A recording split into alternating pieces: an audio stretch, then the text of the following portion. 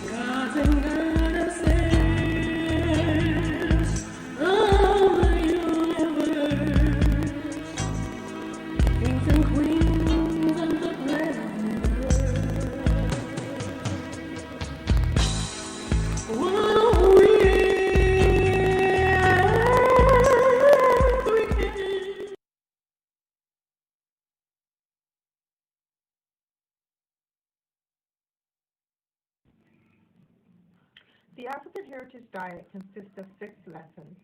Lessons where we reach back to our African heritage to find culturally appropriate health and wellness practices that help us to move forward as a people that are whole in mind, body, and spirit. Lesson 1 is herbs and spices. Lesson 2 are greens. Greens is the widest part in the base of the African Heritage Diet food pyramid. So many greens should be consumed. And as you move up the pyramid, those are the things that you consume in lesser proportionate amounts. Whole grains, lesson 3. Beans and rice, lesson 4. Tubers and mashes, lesson 5. Lesson 6. Fruits, vegetables, and a healthy lifestyle.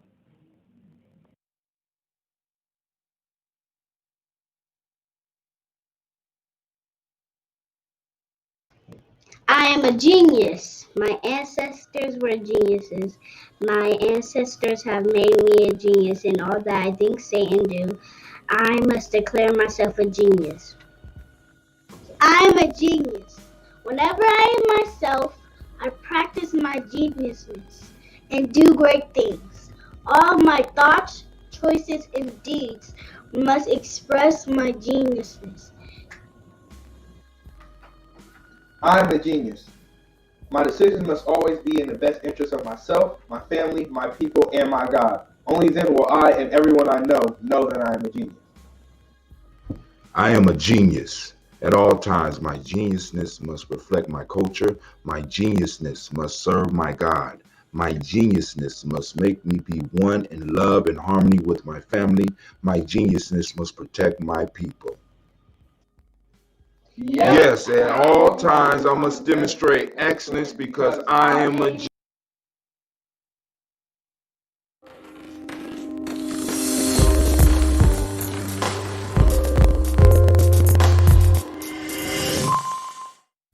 It just doesn't feel like summer without an ice-cold Coca-Cola in your hand. Stop by your local convenience store today and grab a 20-ounce bottle of Coca-Cola or Coca-Cola Zero Sugar. Or pick up even more delicious refreshment with a 20-ounce bottle of Diet Coke, Sprite, or Fanta. So no matter how you soak in that summer sun, at home or on the go, grab an ice-cold Coca-Cola today and enjoy.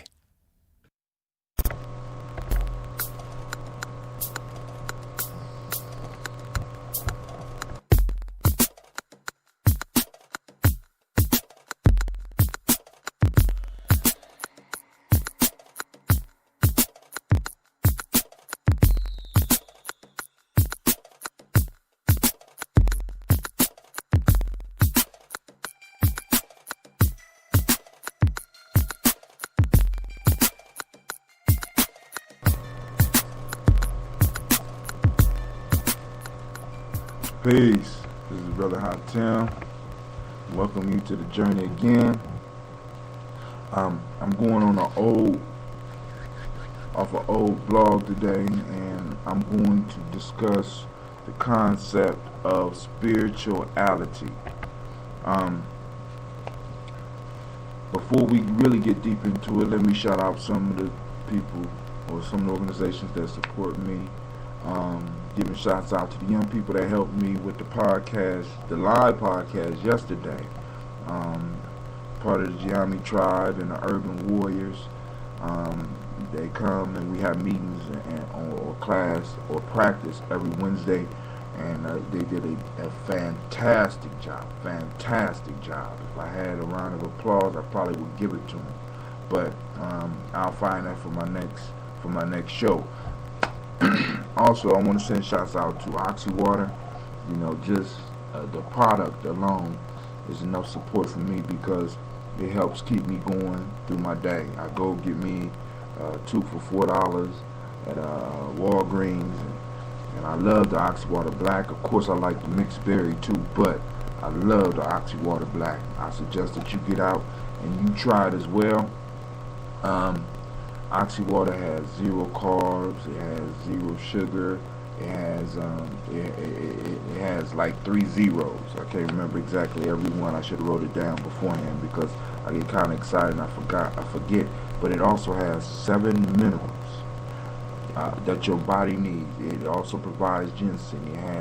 It has B vitamins in it, and it's something that you can share with your children. It has no sugar. Check that out. No sugar. It is. It uses another natural sweetener that's real good, and I can't really think of is what is the name of that sweetener? I don't know. Stevia. Stevia. I've been doing research on stevia, and stevia is a lot better for you than sugar. As a matter of fact, I'm gonna be doing a blog pretty soon on sugar as a drug. Comparing sugar as a drug, and it's something that everybody know, but I'm just going to throw up some of the points to remind people that sugar is a drug, and we doping our kids up. But I also found a video where guys going through and discussing a lot of society ills is driven by sugar. On to the next. I want to send shouts out to Orange 82 again for providing me with the soundtrack of the Giami Journey. They're working on some more pieces for me, and hopefully I'll be able to premiere some of their music on the show. But you know how it goes. So what we want to do before we get into the spirituality talk, I want to give Spreaker, which I suggest everybody get your own Spreaker station. You know what I'm saying? Even if you don't use it all the time, you know, every now and then you feel bold enough to do a show, because the internet is giving us access to the world like we never had before. Somebody could just stumble on your podcast, and you might say something that might spark them, and your little podcast could end up going viral. And that means that you not only just reaching a couple of your family and friends being funny, you reaching 10 million people. So we're going to give them an opportunity to let their light shine and get their word out. So see you in a second.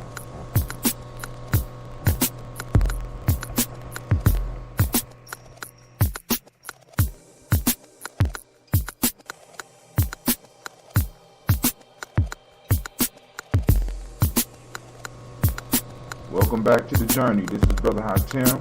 And today we're going to be talking about spirituality. What is spirituality? It's not as complicated as a lot of people make it, believe it or not. Spirituality is actually, when you really look at it, it's not about going into a mountain, learning how to speak with God per se, or learning how to communicate with some angels, or learning how to divinate what's coming in the future, or being able to time travel backwards and see everything that happened, or go into different worlds. You know, spirituality is not being able to make magical things happen, like being able to walk on water, or being able to raise the dead, or being able to sit up under a tree and sit still for 3 or 4 hours, or 3 or 4 days, or 3 or 4 years. That's not spirituality. I mean, I ain't gonna say that's not spirituality, but that's not the most important part that we as lay people that live an everyday existence, that in a sense have to work to eat, really need. You know what I'm saying? Spirituality a lot of times has been confused with aestheticism. You know, I mean, being able to do extreme things. Most of us in our lives, we never get to really push ourselves to some of the limits that people were able to push themselves to in the past.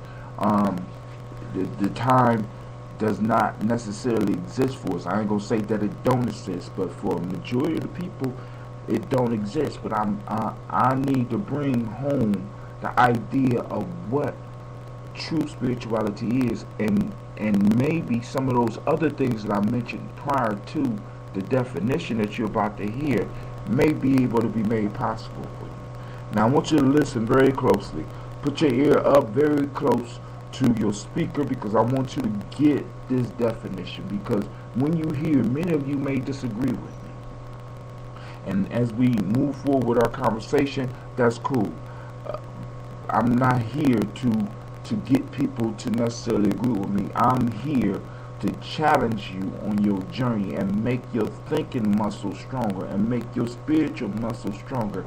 And then perhaps maybe when those two things are working together, you'll yoke them together and make your body stronger. I'm going to have a little conversation about yoking sometime later on today or tomorrow, because if you check my blog at www.GNJpodcast.com, the blog up right now, the top blog is soon to be the second blog, but the top blog up right now is called Yoking, and this is a new art that those of you heard me talk about yesterday.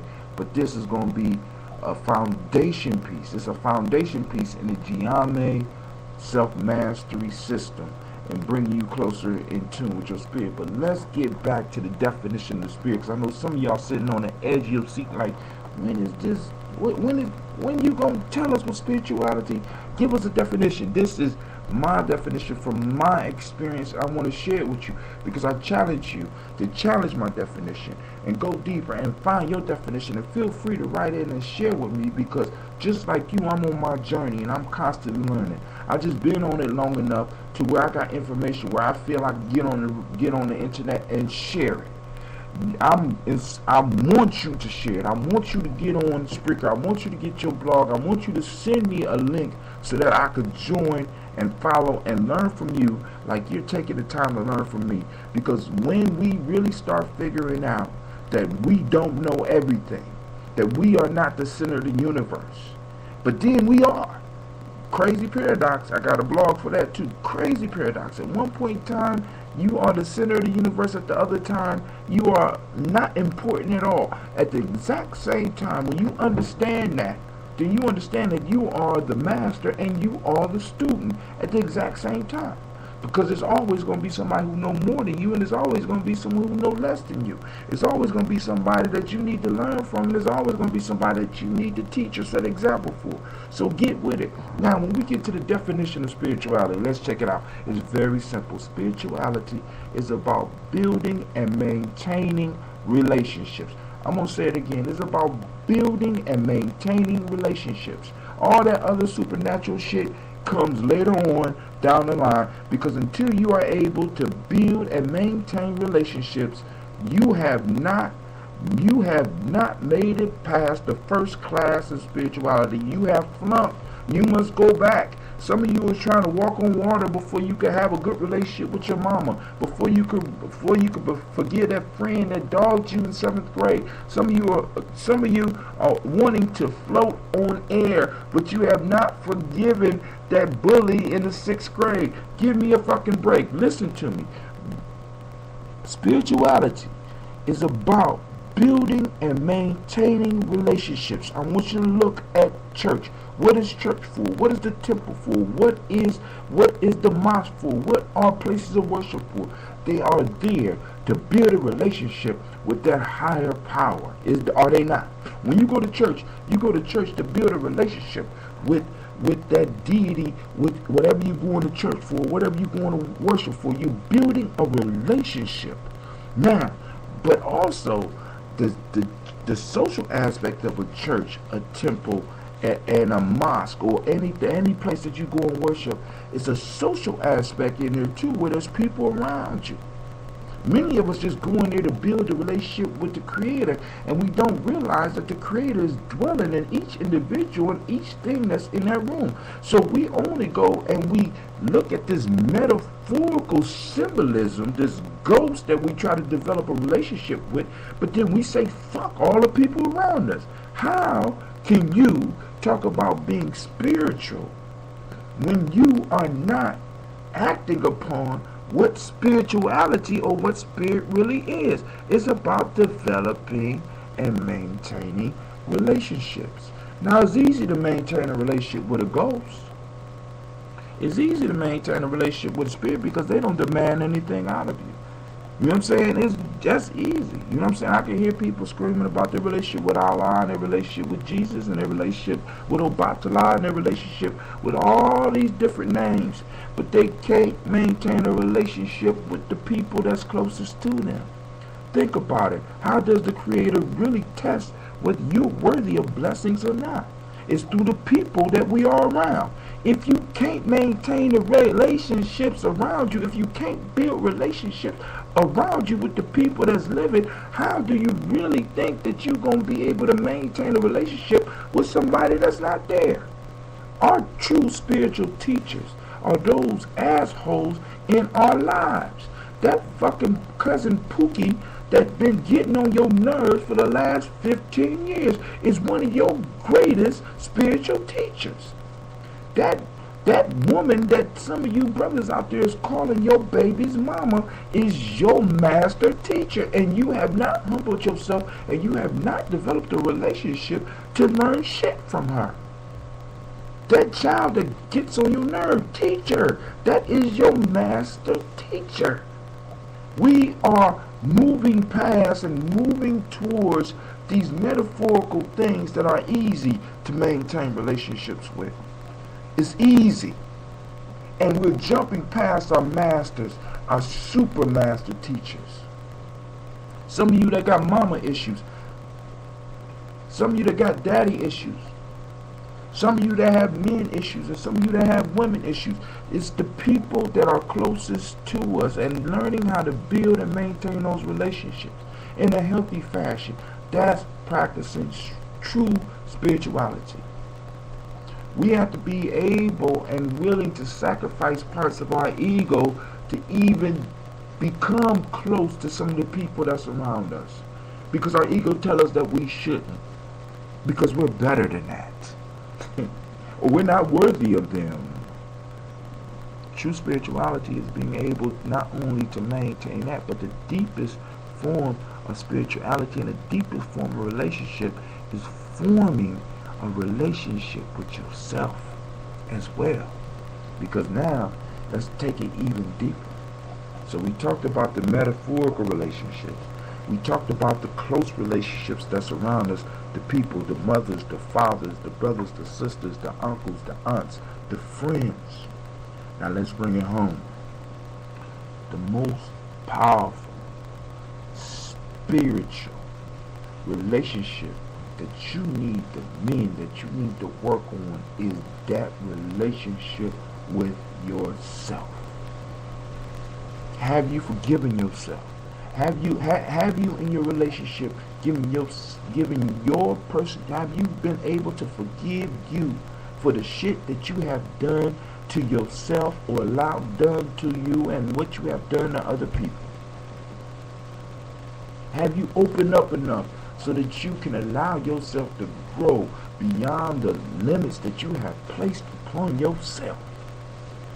Let's think about it. Let's talk about spirituality. Y'all, I'm going to give Spreaker another chance to make their money, and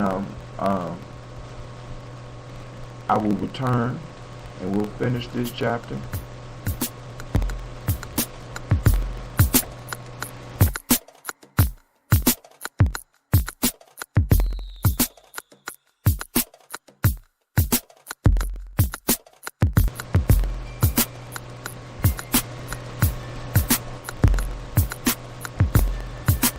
We're back. I'd like to welcome you to the journey. Welcome you back to the journey. At this point in time, once the show gets popular enough, what I will do is I will welcome calls and questions or whatever. Feel free to send in questions and comments, and even disagreements. I just want to have conversations so that I can learn and become a better person. A lot of the stuff that I bring onto the journey is personal stuff, because I'm still growing. Like I say, I'm still growing and I'm still in process. So I don't take myself too seriously. Anyone that's interested in becoming a coach or even receiving coaching, just hit me up through my blog. Hit me up, leave me a message on Spreaker. We could work something out. It ain't always about money. You know what I'm saying? Because I do this out of a passion. Because like I said, spirituality is about forming those relationships. And in order to maintain those relationships, is just like in the 7 steps. When you go through the player's pyramid, we talk about the 7 steps. The first one is being clear in what you want, knowing what you want. The second one is, what are you willing to sacrifice? And then we go on and on. True spirituality needs those 7 tools and those 7 building blocks that I'll be getting into my later piece. So like I said, check out the book. Go to GNJpodcast.com, and you'll be able to look on the side. You see the books, and like I said, you can wait for them to come on Gumroad, or if you want a free sample of the book, just go to Johnny, look for the page, look for the Players Pyramid page. I also have a partial book that's almost finished called The Baba. That's out. It's a fictional book about the Giami tribe, you know what I'm saying? So go and check that out, because like I said, if we want the future, we have to be bold enough to write it. Those of you on Gumroad also have Giami Journey. I also have the story of G, which is the foundation, which is the foundation myth, the foundation legend on which the Giami tribe comes. You know what I'm saying? And we're building on that piece as we speak, because we tell our kids, grow up and be a man or be a woman, but we don't have those models. Those models used to come out of the story. You know what I'm saying? And think about this, when stories are told, relationships are formed between the storyteller and the listener. When teaching is going on, there's a relationship between the teacher and the student. When a pastor is preaching, there's supposed to be a relationship formed from what he's teaching to those that are listening. There's a relationship that is supposed to be formed. You know what I'm saying? So we have to understand that this relationship building thing is very important. Now let's look at the definition of spirit. When you look at the root word of spirit, the root word of spirit is like breath. It's like the breath that I'm breathing. B-R-E-A-T-H. Spirit is the breath. Now, where do we talk about the ashe or the chi or the ki? Where do we talk about all this energy being? We talk about it being in the breath. You know what I'm saying? That Ashe. So when we form a relationship, we're sharing Ashe. There's an exchange of Ashe that's going on. Hopefully it's a balance trade. You know what I'm saying? If not, you need to find relationships where you can balance that Ashe, so you're giving as much as you're receiving, unless you're working with somebody and you don't mind and you have an abundance of Ashe to give away. Now also remember, when we talk about forming relationships, in order for our spirituality to grow in our life, there may be some relationships that we need to get rid of because they are draining. I'm not foolish. I don't expect any of the people that listen to me to be foolish or to be taken advantage of. When I talk about spirituality, it's about building relationships and maintaining relationships. I'm talking about healthy relationships. You know what I'm saying? Some people you have to just basically deal with from a distance and not deal with it all. Alright? So, this is Brother Hakim. I'd like to thank you for joining me on the journey on this podcast. Once again, viewed by Oxywater. I'd like to thank Orange 82. Go to Oxywater, try oxywater.com, or go to orange82.com if you like the music. Come to my blog, YamiJourney.com. I own that now. And that's a whole nother part. But this is Brother Hakim. I'm going to be heading out. It was a pleasure speaking with you, and hopefully you got something from this, alright? Peace.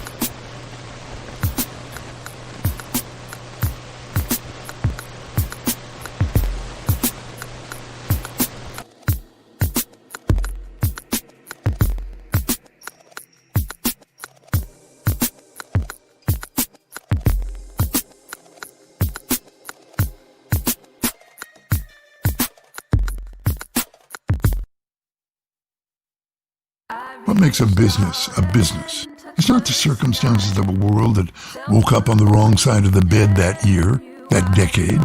It's the everyday entrepreneur ready to put themselves out there.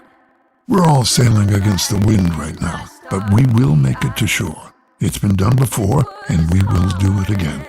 To help you get started, we're offering websites, marketing tools, and guidance all for free. Learn more at GoDaddy.com. What makes a business a business? It's not the circumstances of a world that woke up on the wrong side of the bed that year, that decade. It's the everyday entrepreneur ready to put themselves out there. We're all sailing against the wind right now, but we will make it to shore. It's been done before, and we will do it again. To help you get started, we're offering websites, marketing tools, and guidance all for free. Learn more at GoDaddy.com. It just doesn't feel like summer without an ice-cold Coca-Cola in your hand. Stop by your local convenience store today and grab a 20-ounce bottle of Coca-Cola or Coca-Cola Zero Sugar. Or pick up even more delicious refreshment with a 20-ounce bottle of Diet Coke, Sprite, or Fanta. So no matter how you soak in that summer sun, at home or on the go, grab an ice-cold Coca-Cola today and enjoy.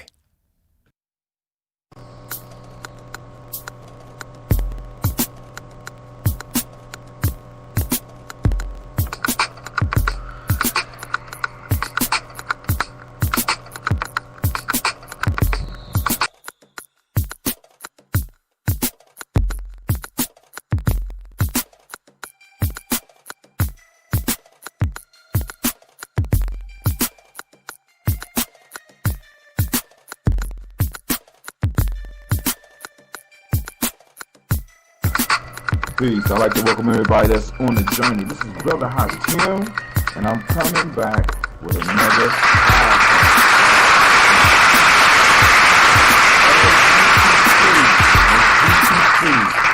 I am experimenting with Spreaker as we speak, and I am learning, and my learning curve is going up.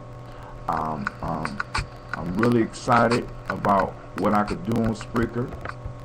And I'm encouraging all of my friends, followers, brothers and sisters, cousins, whoever you are, get you a Spreaker station.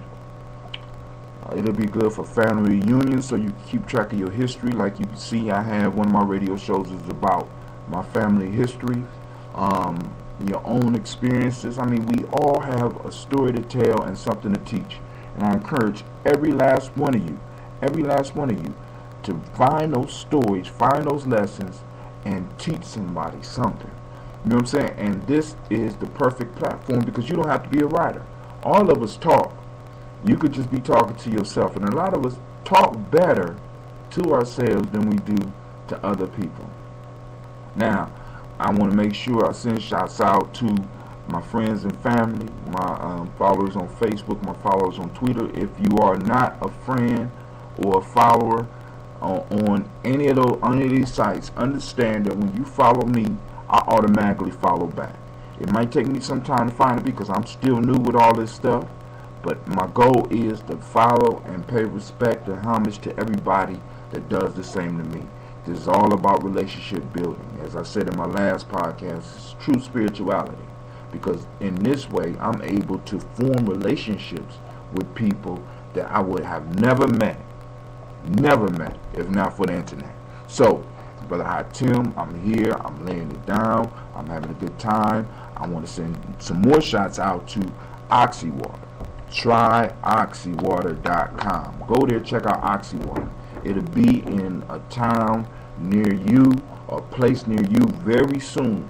They're bringing it out and they're moving out throughout the country. But eventually, this is going to be that $1 billion drink. So please try it. Because listen, I have not found too many things that I have had a passion about. But this drink has zero carbs, zero sugar, and zero calories. It's sweetened by stevia. So we have a non-traditional sweetener that has been used for thousands of years in South America that's just now being allowed into North America because it directly competes with sugar. It's 50 times sweeter than sugar. 50 to 100 times sweeter than sugar. But yet, it don't cause any of the problems that sugar causes. It does not cause tooth decay. It's good for diabetics. It's good for a whole bunch. I even read some things where they're doing research on how stevia helps with high blood pressure. God damn. I mean, you can't find no better stuff than this. So now, Oxywater is sweetening their stuff, sweetening their water with this sweetener. Now check this out with stevia. Then on top of that, not only is it pure water, it has a sweet taste and a flavor. It has electrolytes. It has it got B vitamins, and on top of that, it has some ginseng in it. Then it got 70 minerals that your body needs. So basically, you're getting everything you need when you drink this bottle. I ain't gonna say just stop eating and start feasting up on some Oxywater. I ain't saying stop eating, because I don't want nobody talking about Oxywater.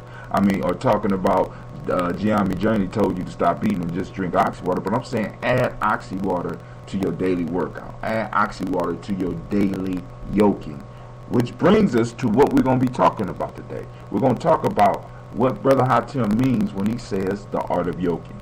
I spoke about it on a couple of podcasts, so I'm specifying this podcast for yoking. To yoke.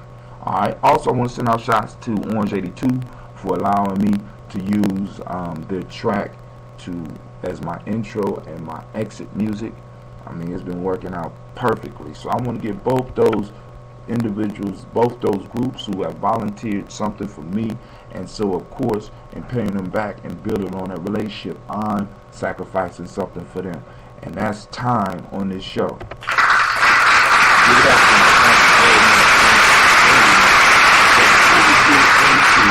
the art and science of yoking. I want to give the speaker people some time to go on and get yourself some shots. So I'll be back with you in a flash.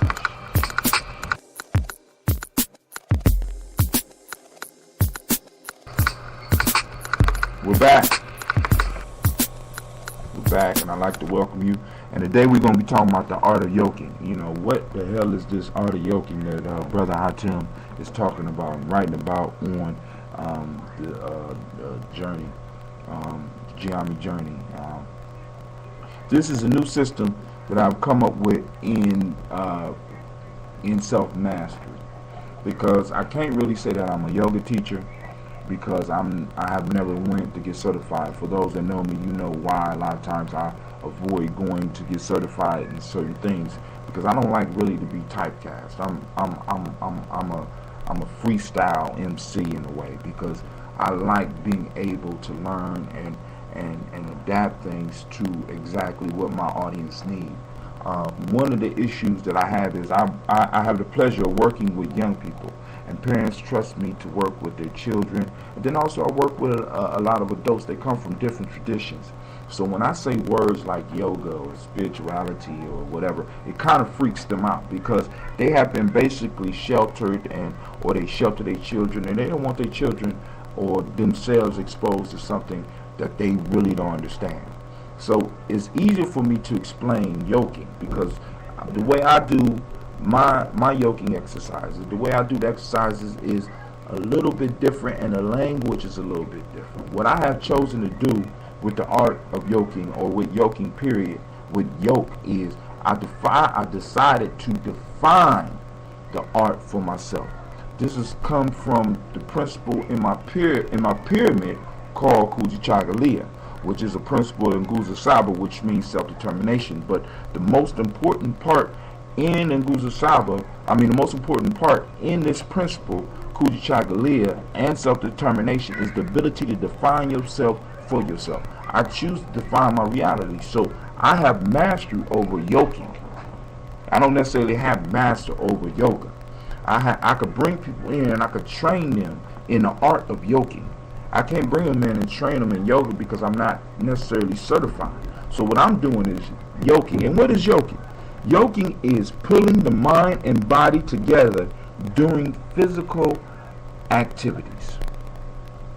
And it's also pulling the mind and the spirit together. When we yoke, because the term, when you look at the Sanskrit word for yoga, there is really no translation in English. The closest one we could come to is the word yoke. Yoke is used in scripture, in the Bible, as well as the Quran. Like it says something like, those that are not equally yoked should not be together, type thing. But a yoke is a burden that is placed on someone or a group of individuals that makes them have to work together. When you yoke two ox together, they have a thick piece of wood that connects their necks, that makes them have to move together, because if one is slacking, he'll choke himself and the other one. And if one is going too fast, he'll choke himself and others. So they're forced to pull together. They're forced to work together. So in our art, what we're trying to do, or what we are accomplishing in yoking, we yoke the mind and body together through a physical activity that we do. So if we are doing some stretches, we are teaching the individual to yoke their mind and their body together through their breath. So that, and then get these two things working together so well that they become excellent servants for the spirit. Excellent servants for reaching out and accomplishing goals. Alright? So when we talk about the art of yoking, we not only yoke when we are doing physical activities, we yoke when we're doing spiritual activities, we yoke when we're doing just mental activities. We are making our whole being, we're yoking our whole being and making it work together so that we can get the compliment, we can meet the goals that we set in our life, so we can get the best out of life. So understand what Brother Hatim means when he says yoking, the art of yoking. So check it out. You know, I have a blog. You can check out the blog, GNJpodcast. You go there and you can find out about, read a little bit more about the art of yoking, and I'm going to start taping some exercises and showing you them, as well as some other activities, because you could walk and yoke, you could run and yoke, You know what I'm saying? It's a moving meditation. And is getting into yourself and honing and mastering your body. We got to remember that the body, go back to another podcast I had where I described the Sphinx. The Sphinx is a beast laying prostrate while the head of a man or a woman is sitting on top of it. This is the mind mastering the body and forcing the body to serve the mind. And that mind serves the spirit. Your body is basically like a beast. So those of you that are older and understand, your body has certain cravings, and a lot of times it will do almost anything to fulfill these cravings. You might not even know what it is. Sometimes you might be sitting down watching TV, not meaning to eat a thing, but you get up and go to the refrigerator, and before you know it, you ate a whole bag of popcorn or a whole box of chocolates, and you're like, where the hell did it go? Your body, in a sense, has a mind of its own, and it's going to satisfy its needs, just like your mind, just like your spirit. So what we need to be able to do is to master this body. Master it, yoke it up, and put it in, make it go in the direction that we want it to go, so that we can accomplish everything that we want to accomplish. This is Brother High Tim, and I'm going to be going out on that note.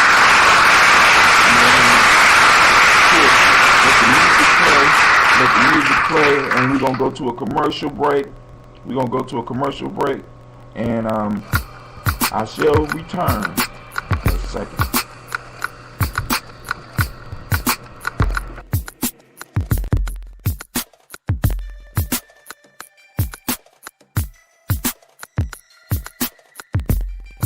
I'm back.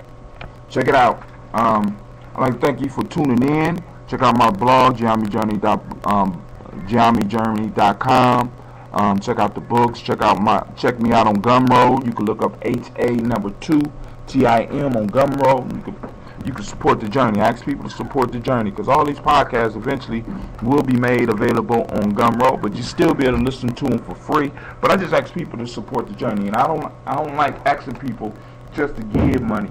I like to give them something that they could use in return. So with that, I'm gonna say peace, and this is Brother High Tim, and I'm out.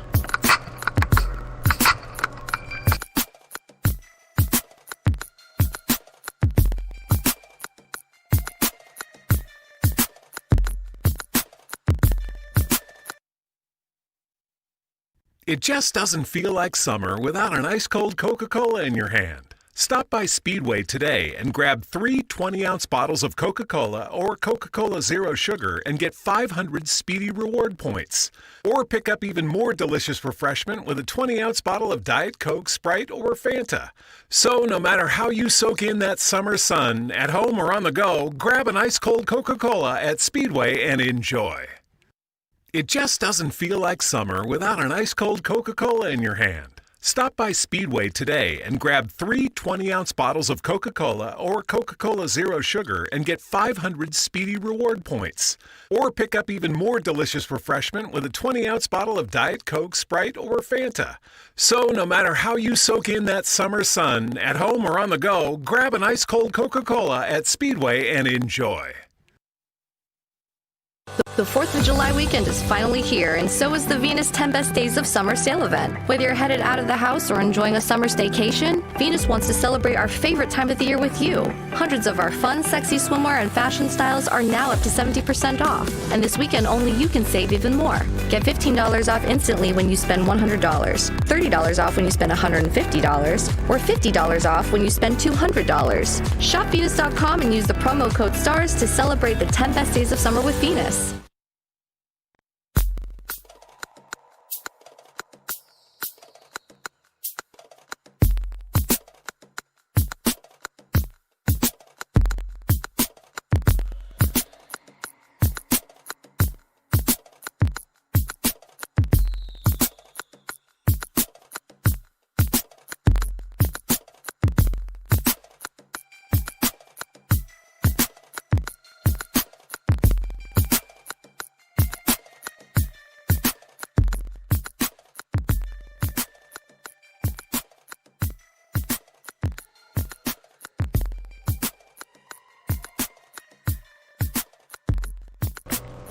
We'd like to welcome you to this version, this special time that we have on the Geometry Journey. Now we're moving in the Players Pyramid to the third two. We're going to discuss the third two real quickly because you know I have to do these on the run, and I take a little bit of time to try to perfect my method and learn how to use the equipment so that I can make sure you get the best sounds that you could get. I figured out how to cut out some of the feedback from the music, and it's a learning process, and I am going to be dope on this very, very soon. Although I did not mean to broadcast this live, it popped up live, so I'm going to keep it moving, keep it going, and keep building with you while I had the time. So here we go. Today, the piece that we're going to work on is tool number 3, and it says, see the end before you begin. But before we get into that, first we have to get to and discuss, well, I need to remind you about some of the people that make it possible for me to come here every week and talk to you. Of course, you know it's something interfering with it every time we do this, so, but that's cool. That's my alarm going off letting me know it's 3:15. Well, anyway, we have to talk about some of the sponsors. Of course, I want to send out, well, it ain't even the sponsors, it's just groups that I support, and maybe one day I get some support back, but even not, I'm crazy about these groups. So they, you know, in a sense, they support me. We got Oxy Water. I'm going to send out shots about Oxy Water because the reason I'm crazy about Oxy Water, I know some of y'all be like, wow, brother, how tell me you always talking about this Oxy Water stuff. One of the reasons I'm crazy about Oxy Water because I could drink it with my kids and have a peace of mind knowing that my kids are getting something that's healthy, as well as myself. Not only am I giving them something with 0 carbs, 0 sugar, 0 calories, it has electrolytes, it's sweetened not with no sugar, it has stevia, it has ginseng in it, and it has B vitamins, and on top of that, it's oxygen enhanced mineral water. So it provides the body with 70 different minerals that our body needs, and that right there, my friend, is something that needs some applause.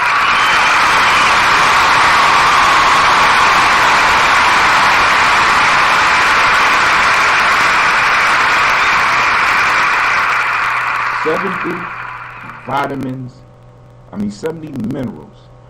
This is an excellent product, so if you get a chance, try some out. I'm going to do a special blog for some of you sugar babies because the taste is a little bit different because it uses stevia. Stevia is like 50 to 100 times, depending on what quality of stevia you use, it's 50 to 100 times sweeter than sugar. Has none of the side effects of sugar. You have no crash afterwards.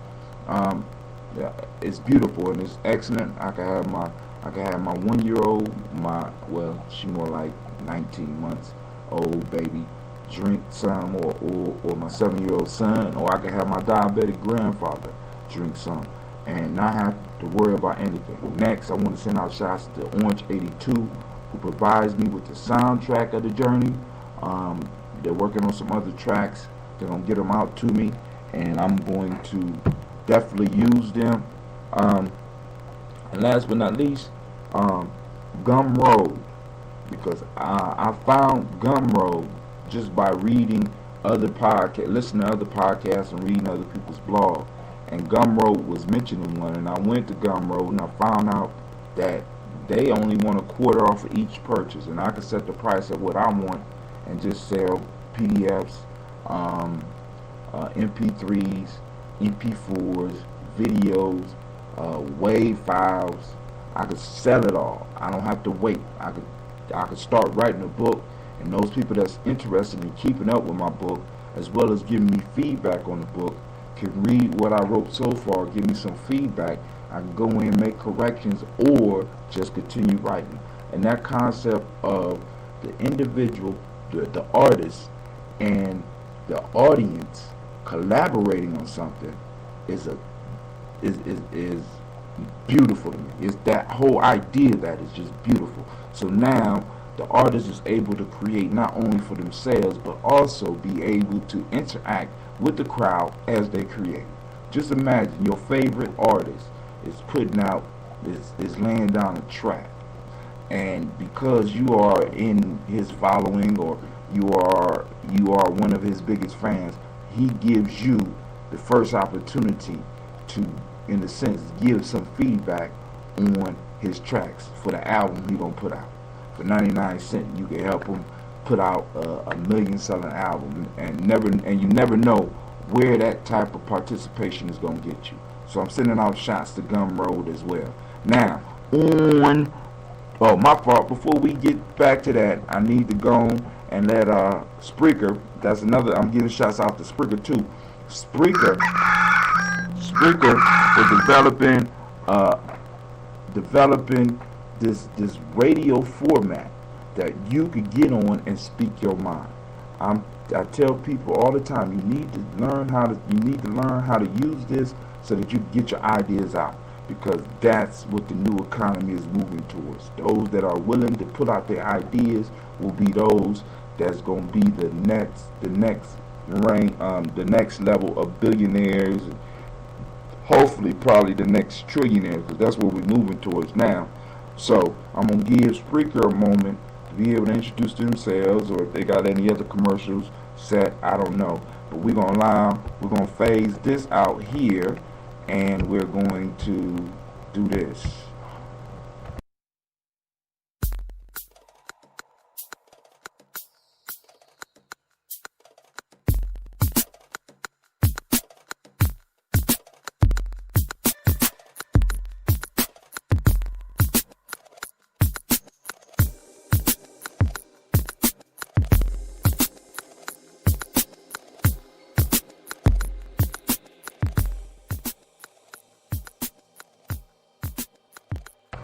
We're back.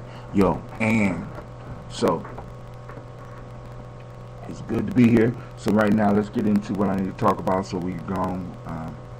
So I know because some of y'all busy and y'all got stuff to do, but we're going to talk about this third tool, following along in the Player's Pyramid. If you have the book, if not, you're going to get it off of my website, GNJpodcast.com.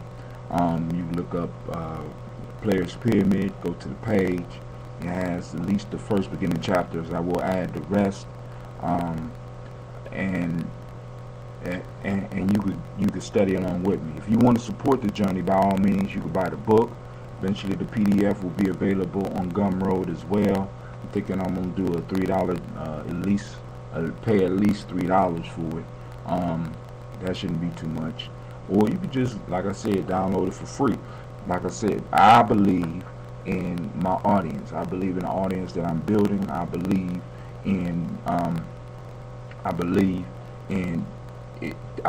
that the people that really needs it and is getting something from it will turn around and will support what I'm doing.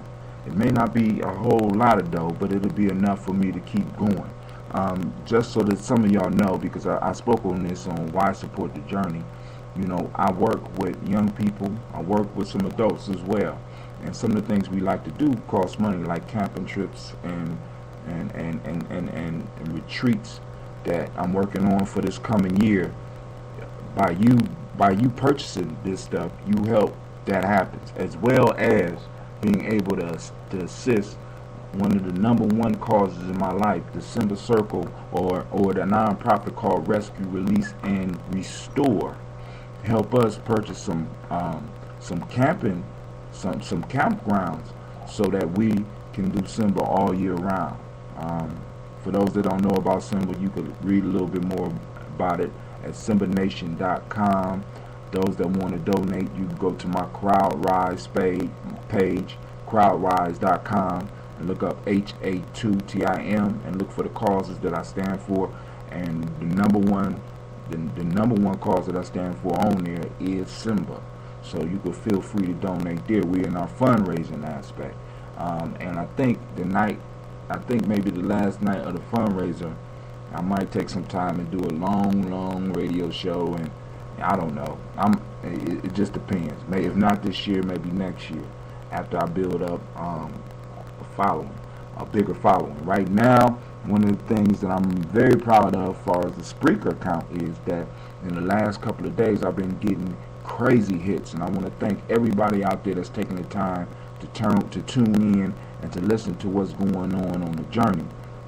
I'm about 40 hits away from hitting 1,000 people, 1,000 different listeners listening to the show. I mean, that's hot to me. That's a milestone. So my next milestone will be 10,000 after that.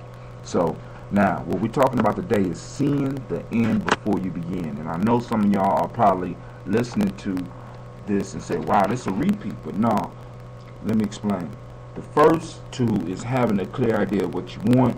The second is knowing what you are willing to sacrifice. Now that you done sobered yourself up and decided on what you're going to sacrifice, now we get to seeing the idea all the way to the end in our minds, developing a vision. This point is important enough to start off with it and then to do it again. When we visualize, using our visualization abilities as human beings, when we visualize and when we throw the emotions behind it, we move next to being able to have the actions. Now, one thing that I'm very sure of is that one of the most powerful tools that human beings have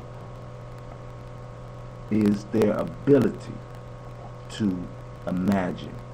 The imagination is a powerful tool, and being able to look at yourself and look at your goal and imagine where you want it to be, imagining where you want to go, being able to form a vision. Now, with a vision is a little bit different than just random imagination, because what a vision does, it crystallizes one idea in your mind, and that one idea you can focus on and constantly build on and constantly make needed adjustments to it when you formulate this vision in your mind. Now, one of the important things that we got to understand is that when we start using our power of visualization and we start using our imagination, it's important to realize that when we start using imagination, we got to be clear on who's using who, because our imagination also can cause a lot of havoc in our life. Many people, rather than using their imagination, allow their imagination to use them. What do I mean? Think about relationship issues. Think about financial issues. Think about anything that causes you any pain in your life that you had to wait for, that you had to see coming. A lot of times your imagination takes that moment in which you are in fear and it blows it up out of control. Now, the imagination has the ability to create something beautiful or to plunge you into the deepest hells that you can imagine, that you can have. It's all yours. It's all your choice. And it's about you standing up and learning to control your imagination, so that rather than being somebody that just sits around and dream all the time and have different dreams and not focus any energy on any one of them, you're a visionary. You turn your imagination into a visionary tool to where you are able to formulate what it is you want. Next, they say that the imagination is an excellent servant, but a terrible master. Do not allow your imagination to master you or become your master, because then you are caught up in servitude to something that could be very cruel. Now, when we think about it, this tool right here is one of the major tools that I noticed that's being used on the masses. You are either the master of your own imagination or at the whims of somebody else's. Let's say that again. You are either the master of your own imagination or fall victims to the whims of somebody else's imagination. Our reality, a lot of it, is taking place right now in the midst of crazy people's imaginations, in fearful people's imagination. The major thing that destroys our ability to use our imagination in a positive way in our life is fear. The what if demon. That constantly, but what if this? What if that? Phooey. You know what I'm saying? You go in your vision, you can make what you want to happen. And then you could deal with each incident as it comes, rather than trying to sit up there and work everything out in your mind and imagine it perfectly, or imagine it wholly. You stop yourself from being able to do that by falling victim to the what if demon. Stop it. Start using your imagination. Start using it and see where you want to be, rather than necessarily where you are. I'm not saying not deal with the moment, not deal with the reality, but you need to be able to project yourself and see yourself in possession of what it is that you want at all times. Be powerful enough with your imagination to make that happen inside yourself, because you got to feel it in your heart first. You got to feel it. You got to be able to see it in your mind's eye first before it manifests.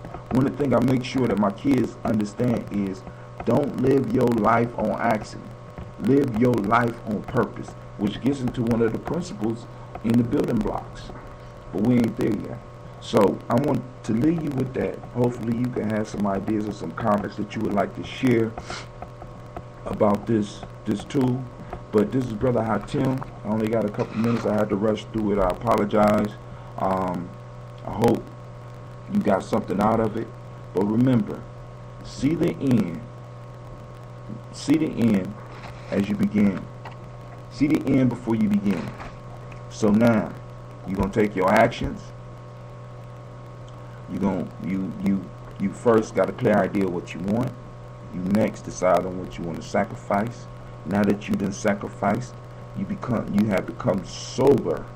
You have given up something, and now you have become sober, and you can solidify your vision and be able to see the end before you begin and start to move towards your goals. So now we're going to move to tool number 4 on my next podcast. With that, Brother Hatim is saying thank you for tuning in. I hope it was worth your time. If you like this, support the journey. If not, throw some comments out, and I'll make some corrections, and we'll keep growing together. So with that, I'll say peace. Oh, I got one more thing to say. I'll say it after the commercial break.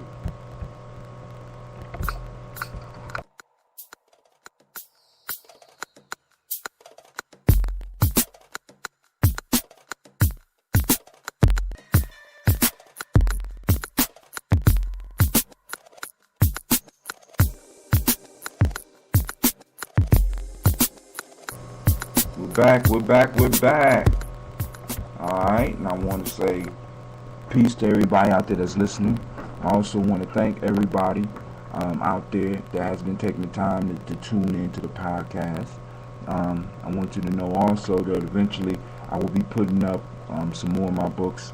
The Lost Art of Storytelling is all basically already up. For those that don't know, Lost Art of Storytelling is just a bunch of stories that I compiled. Some of them are adapted, some of them I created. All of the stories are already up on my blog. You just got to take time to find them. Or, of course, you could just come and support the journey and purchase a copy of it. Look on the side of the blog and check it out. I also have the Geometry Journey workbook, where you can walk through all the proverbs that I have compiled, not just from the African openers to the Tree of Life. As a matter of fact, I didn't put any of the African openers to Tree of Life proverbs in that book. These are all proverbs that I was searching for and using throughout the year, and every last one of those are already on the blog. All you got to do is go back and find them, or you can of course purchase them all lumped together in one place with the worksheets that you could use to develop yourself further. The self-mastery process has many parts. Of course, we use the player's pyramid. We use stories because it's important to realize how important your story is, but it's also important to recognize the importance of stories throughout history. You got to remember that the education system as we know it has only been in existence maybe at the most 300 years, the way we have it right now. At one point in time, people were educated and were taught through people sharing stories. Stories lay out models for us to live by. We'll speak a little bit more about that as we move through some of the tools in the player's pyramid. Also, I encourage everybody to start their own blog. Let me know when you start yours, and I will definitely follow you. I encourage everybody to get a Spreaker station or a station somewhere, and of course I'll follow you, especially if you're following me. Just let me know. Feel free to hit me up, and actually you can hit me up through Spreaker because my email address, even my phone number is on there. You can feel free to call me for a personal session, or if you want to set up something, feel free to hit me up. With that, the only thing left is peace. You have a beautiful day, and thank you for your time, and thank you for your patience. I like having you here, and I like speaking to you. I like learning together and sharing. So with that, Brother Hatim will start tuning out, and of course I'll start turning the music up so that you can have the music. And with that, I say peace.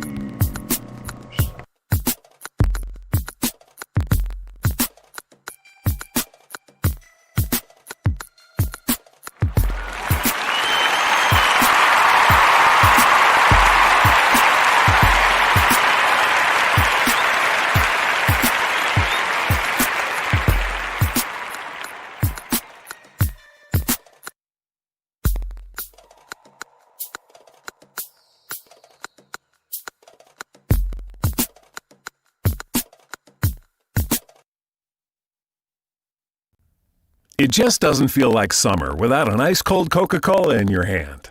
Stop by your local convenience store today and grab a 20-ounce bottle of Coca-Cola or Coca-Cola Zero Sugar. Or pick up even more delicious refreshment with a 20-ounce bottle of Diet Coke, Sprite, or Fanta. So no matter how you soak in that summer sun, at home or on the go, grab an ice-cold Coca-Cola today and enjoy. It just doesn't feel like summer without an ice-cold Coca-Cola in your hand. Stop by Speedway today and grab 3 20-ounce bottles of Coca-Cola or Coca-Cola Zero Sugar and get 500 Speedy Reward points. Or pick up even more delicious refreshment with a 20-ounce bottle of Diet Coke, Sprite, or Fanta. So no matter how you soak in that summer sun, at home or on the go, grab an ice-cold Coca-Cola at Speedway and enjoy. It just doesn't feel like summer without an ice-cold Coca-Cola in your hand. Stop by Speedway today and grab 3 20-ounce bottles of Coca-Cola or Coca-Cola Zero Sugar and get 500 Speedy Reward points. Or pick up even more delicious refreshment with a 20-ounce bottle of Diet Coke, Sprite, or Fanta. So no matter how you soak in that summer sun, at home or on the go, grab an ice-cold Coca-Cola at Speedway and enjoy.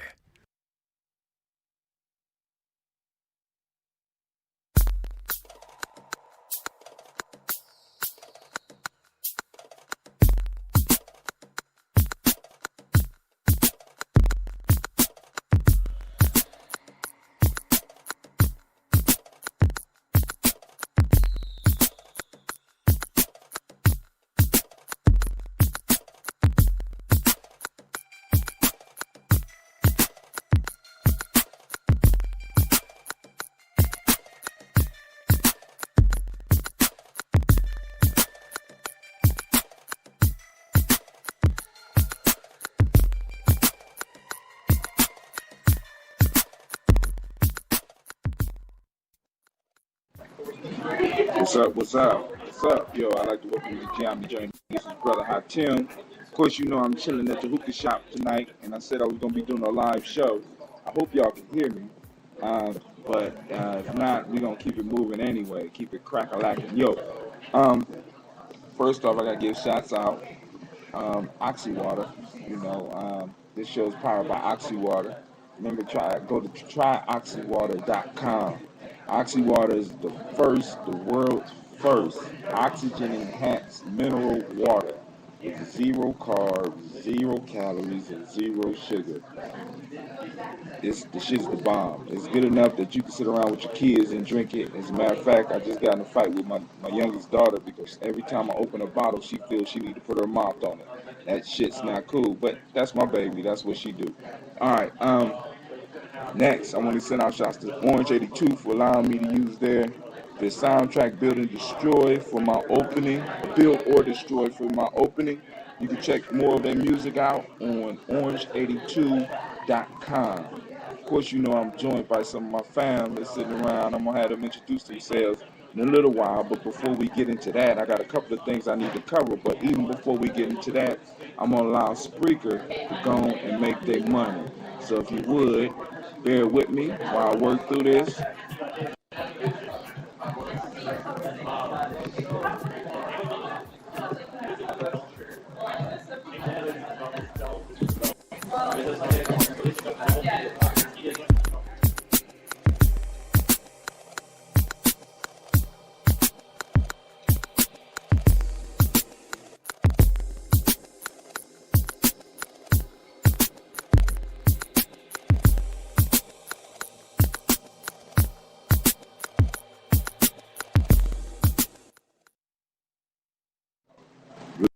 We're back. This is Brother Hatim in the journey.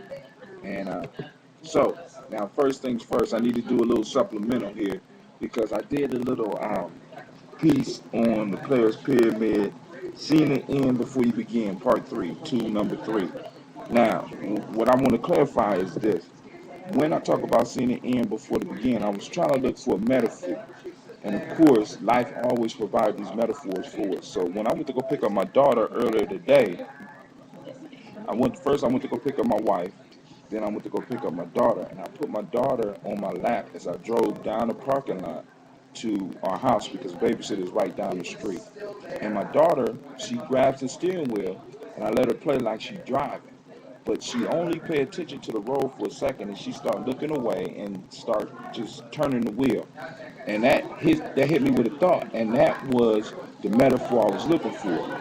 Step 3 is very similar to, when I talk about having a vision, it's very similar to when we drive. Now, this is what I mean. Because my daughter is not looking where she's going, if I don't take over the wheel, we're going to end up in somebody's house. She's not focused on where she's going. When you're driving, you are focused on where you're going. You don't necessarily see the point in your mind, but you automatically on autopilot to get to where you want to go. I knew exactly how to get to my wife's job. And there's 1,000 different ways I get to my wife's job, but there's a certain way that I could take every day when I go pick her up from work. But I don't necessarily have a building in my vision. But I know what the building look like, and it gives me an opportunity to drive through the city to get to her. So when we are looking at the end before we begin, it's not always having a crystal clear vision in the sense of where we're going, but it's more of having a crystal clear feeling of where we're going.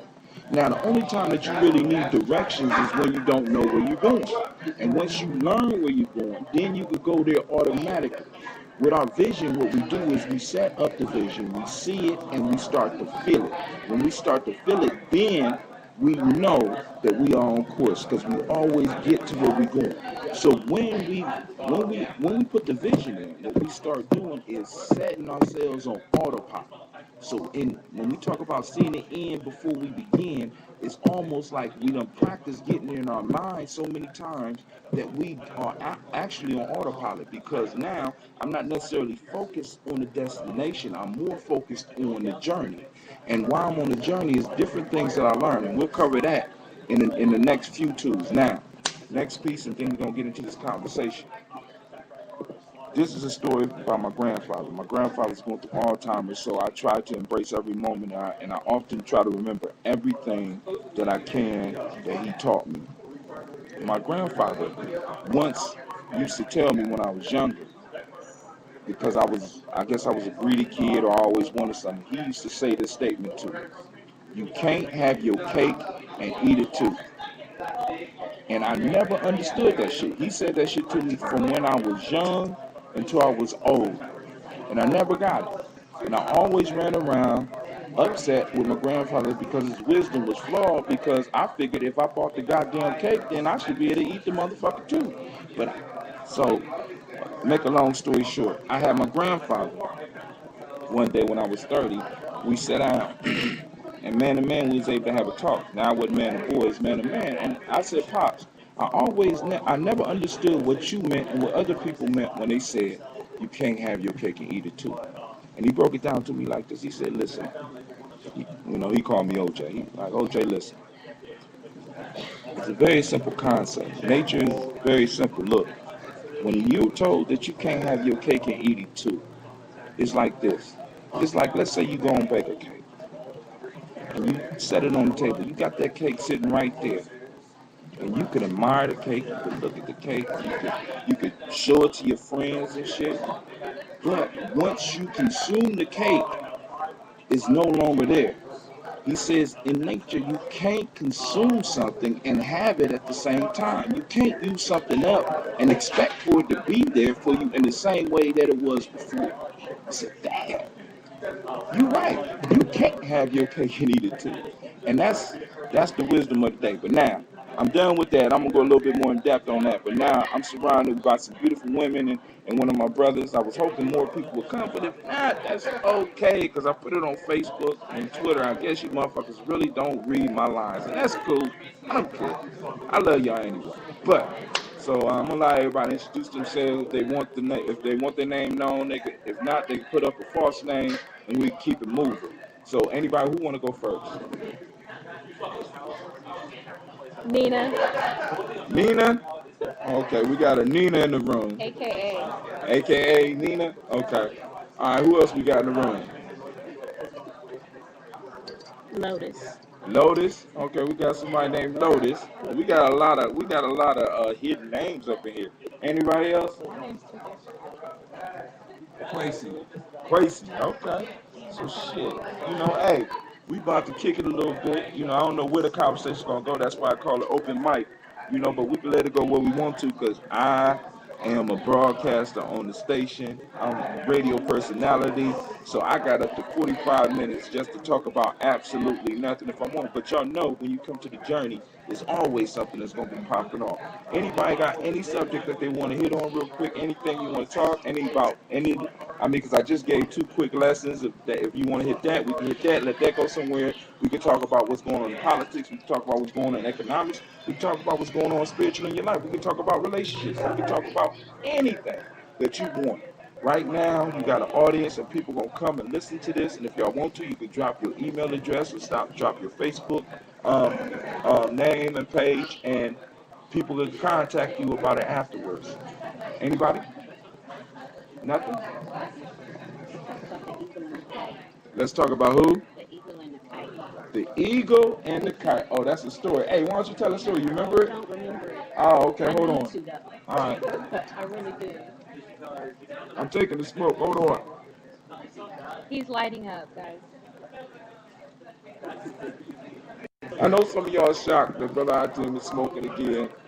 Yeah, I'm smoking again. These black and miles is worse than crack. God damn. Now, my daughter, I just gave away one of her secret identities, but I got so many daughters, you're going to have to go through my whole Rolodex to find out which one it is. As you can hear, we at the Shisha Lounge. I forgot to send them out some shots too, because we have a good time. All right, here we go. My daughter want to talk about the story of the eagle and the kite. Now, I'm going to tell the story to the best of my abilities, because I take stories, and I'm a hip-hop artist, so I'm a hip-hop philosopher, so I flip it. Once upon a time, a kite was blowing through the air, and it got caught up in a tree, and it just hung there. And then a few moments later, or maybe a few hours, or maybe a few days, because a kite is a useless piece of paper that is connected to 2 pieces of wood. This motherfucker can't control where it's going. It's controlled by the strings of the world. Well, anyway, it's stuck in a tree, and a beautiful eagle who can determine where it's going, that used all 7 tools from the player's pyramid as well as the building blocks, flew by and landed. The eagle landed and was looking depressed. Now, this is back in the day. This kite could actually talk. The kite looked at the eagle and said, "Eagle, why are you looking so sad?" The eagle said, "I've been flying around." It's a woman, by the way. "I've been flying around looking for a good mate. There don't seem to be no good male eagles out here. And I'm very lonely and I want to hook up with somebody." The kite looked all excited and shit, as excited as the kite could be because it's just a piece of paper and some wood, and said, "Oh my God, please, please take me. Take me." So the eagle looked at the kite, and the kite said, hold on, baby. I know you're looking at me, and I know you just see paper and wood, but I'm more than that. I'm deeper than that. I'm bigger than that. I've been known to be able to soar down and snatch up a buffalo, snap up an elephant, and fly away and bring it back. Anything you want, you can tell me. You tell me, and I'll get it for you. You just got to marry me first. So the eagle considered it. She said, "You got a good game. Hey, I'm gonna go and hook up with you, kite." So the eagle married the kite. They have a big ceremony. They invite all the animal friends, of course, Brother Rabbit and Sister Rabbit and Brother Coyote, Sister Coyote. They all come. All these animals come and celebrate the kite's marriage. So after the marriage, the kite and the eagle, of course, the eagle never could leave the damn tree. So they had to have a ceremony up under the tree. The kite look at the woman, look at the eagle and say, "Wow, I'm glad we married." The eagle look at the kite and say, "Now fly away and bring me back the buffalo that you promised me." The kite looked at her and started laughing. He said, "What you laughing about?" He said, "How the fuck you expecting me to go get a buffalo? I'm just a kite."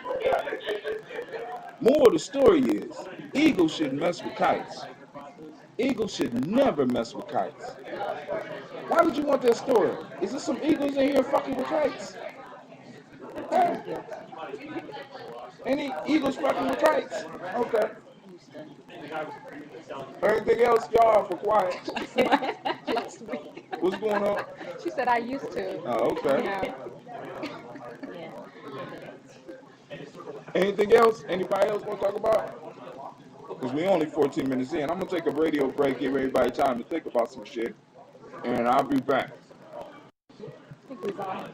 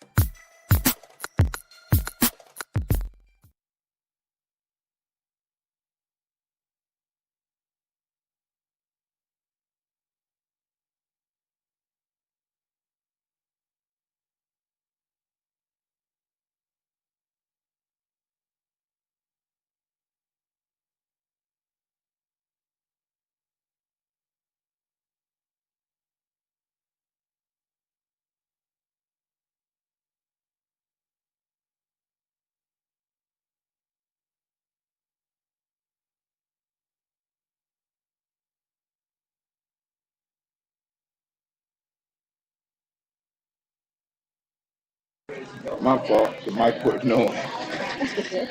We are hot. I'm sorry for those out there. But the question that's on the table is, why do eagles fuck with kites?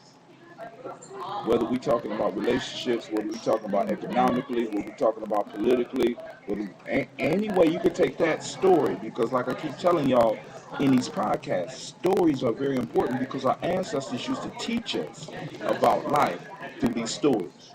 We think they're silly, we think they're childish, but when you really crack them open and look at them, they are layered.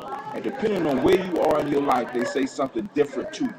That eagle and that kite story gonna touch 10 different people out there in 10 different ways. That's how dope and that's how wise the elders were back in the day. So let's understand. All right, why do you think an eagle would fuck with a kite? You gotta talk up. There's so many reasons. I think it's the sense of needing to be needed. The sense of needing to be needed. Yeah. What you I think it's kind of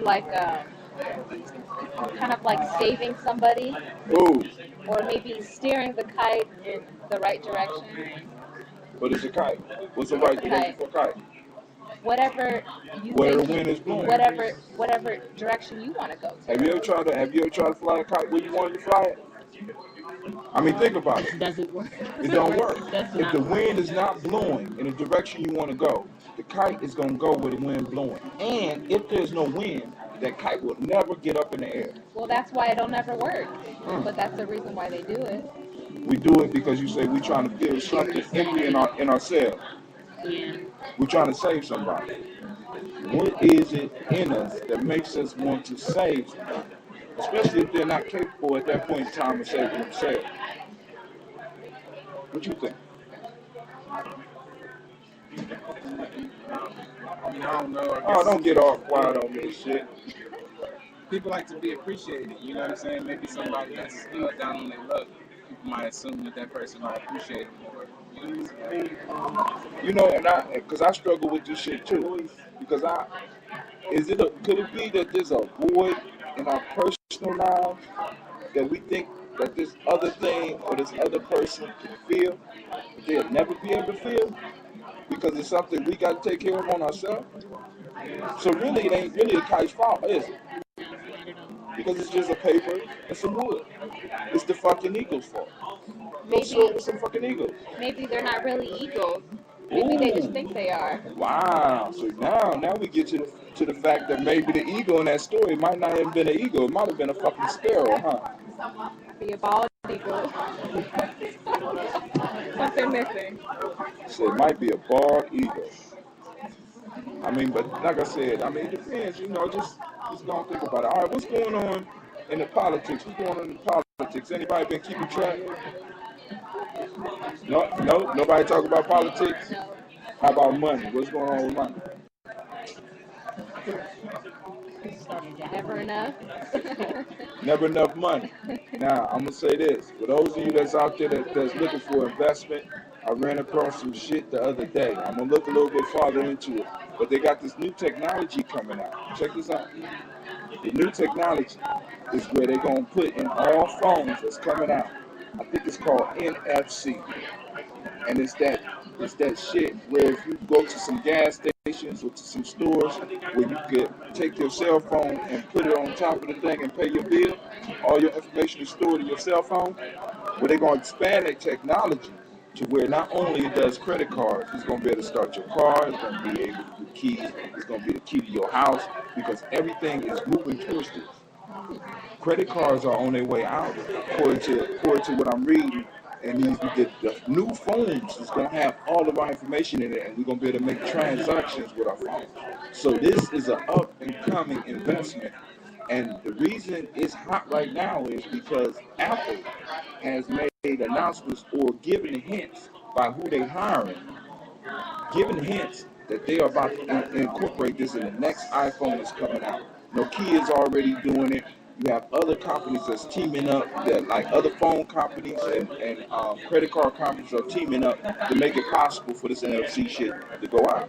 You know what I'm saying? So in a minute, we're going to be making all our purchases with your fucking cell phone. And the people that get in on it now, they say you invest $5,000, you might be able to walk over with a cool $187,000 when this shit hits. Because it's hot right now, but you got to do it before the iPhone come out because the stock price is going to be too high by then. So that's just something I heard. I'm just sharing that with those people on the journey that might have an extra $5,000. Those out there, you know, I'm trying to get the $5,000 as well so that I can invest. So buy a book. This is a commercial. Buy a Player Experiment. Or go to my Gumroad account, get one of my podcasts. They're only $1 plus. You bid what you want. What else? Anybody else got any? Oh, I want to send shouts out to brother Deshaun because Deshaun graduated and he's having a graduation party today. I want to send shouts out to all the young people over there at COSI tonight. They're doing the Rebel Conference, and hopefully they're going to have some actions that they're going to be able to move forward on when they come out. I'm doing all the talking. Anybody else want to talk? I need some coffee. Go ahead. All right, I guess this is a commercial break moment. We will return, so bear with us if you would.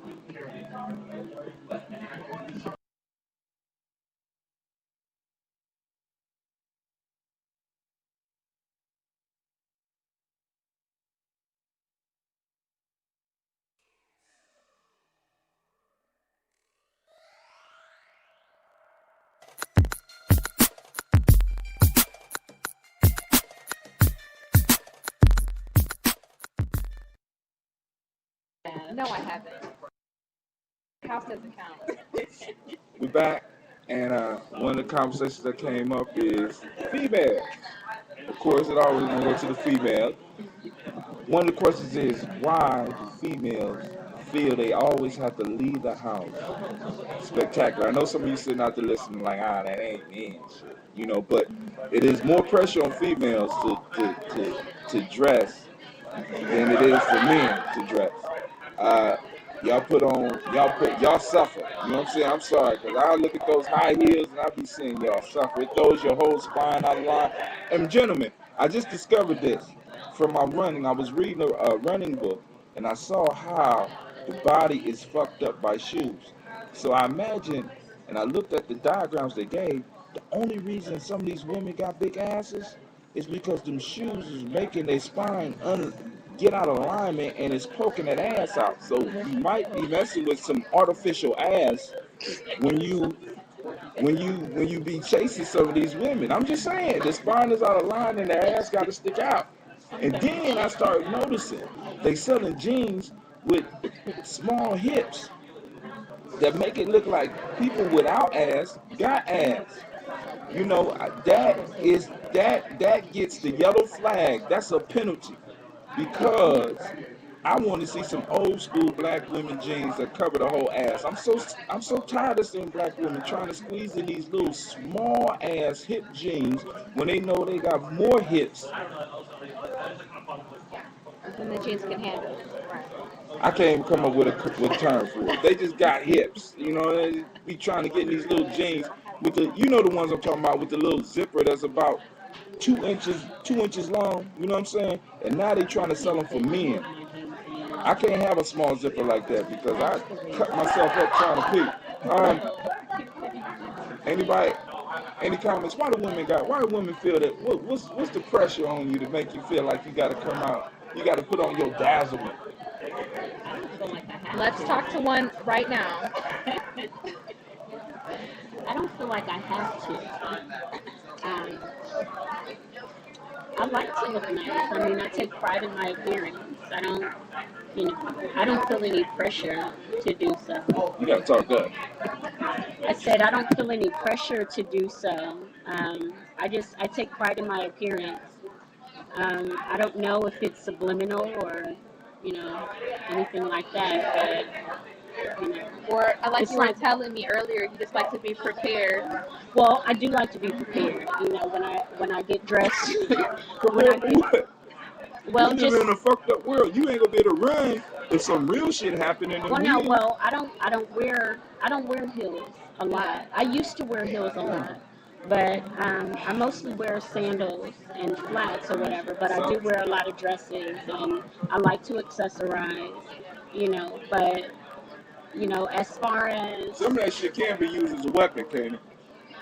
I mean, I guess so, That's what accessories, for me, when I accessorize, like this chain I got, I can pull this motherfucker off and strangle a motherfucker. The belt is a weapon. That's why I tell young boys to wear it. It's accessory. It can look good.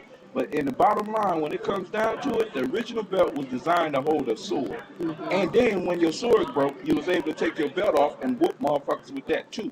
So, Well, I guess as far as women are concerned, it kind of goes back to upbringing and a lot of the things that, you're taught. Like, as far as, I guess as far as I'm concerned, I can't speak for every woman because I haven't walked in every woman's shoes, but as far as learning that a lady is supposed to wear more dresses than pants, and keep herself together and be presentable, and like my friend Nina was saying earlier, as far as being prepared, for whatever may happen in your day, just be presentable so you can, whatever the day may bring. You might not know what it is that you're going to do.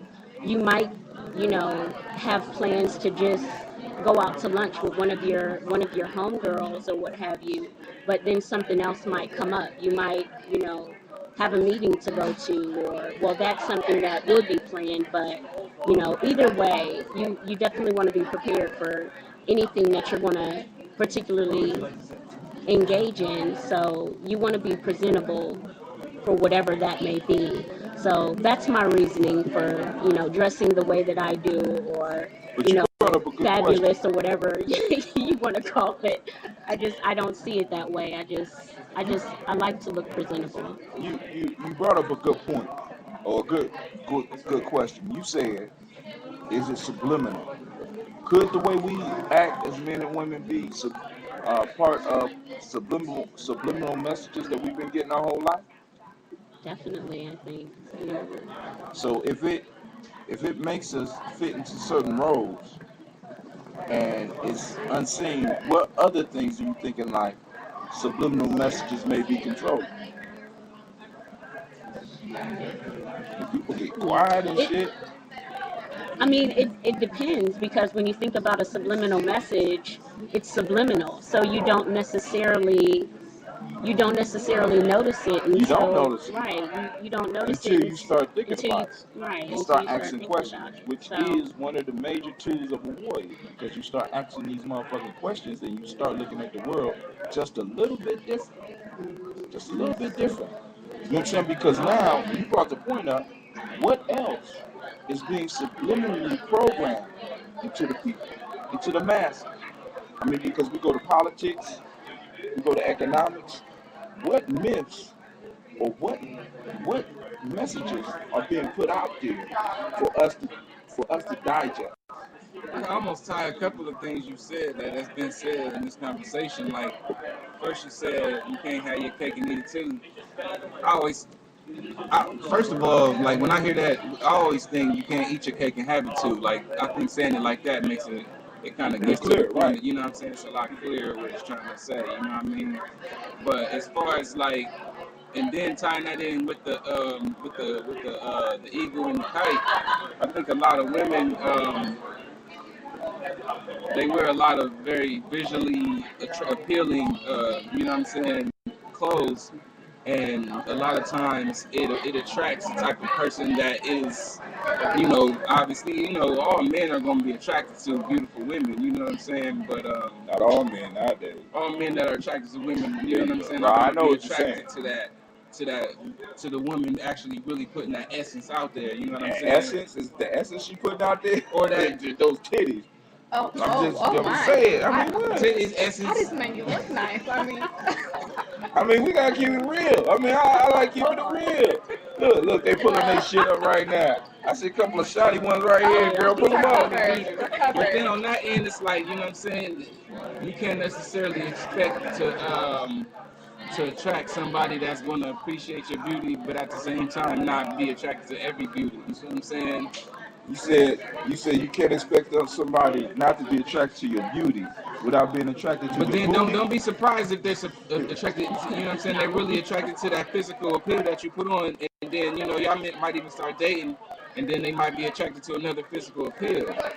You know what I'm saying? Like the same thing that attracted you to them, it's not going to stop attracting them. Right. Wow. Just because they're attracted to you. You know what I mean? Right.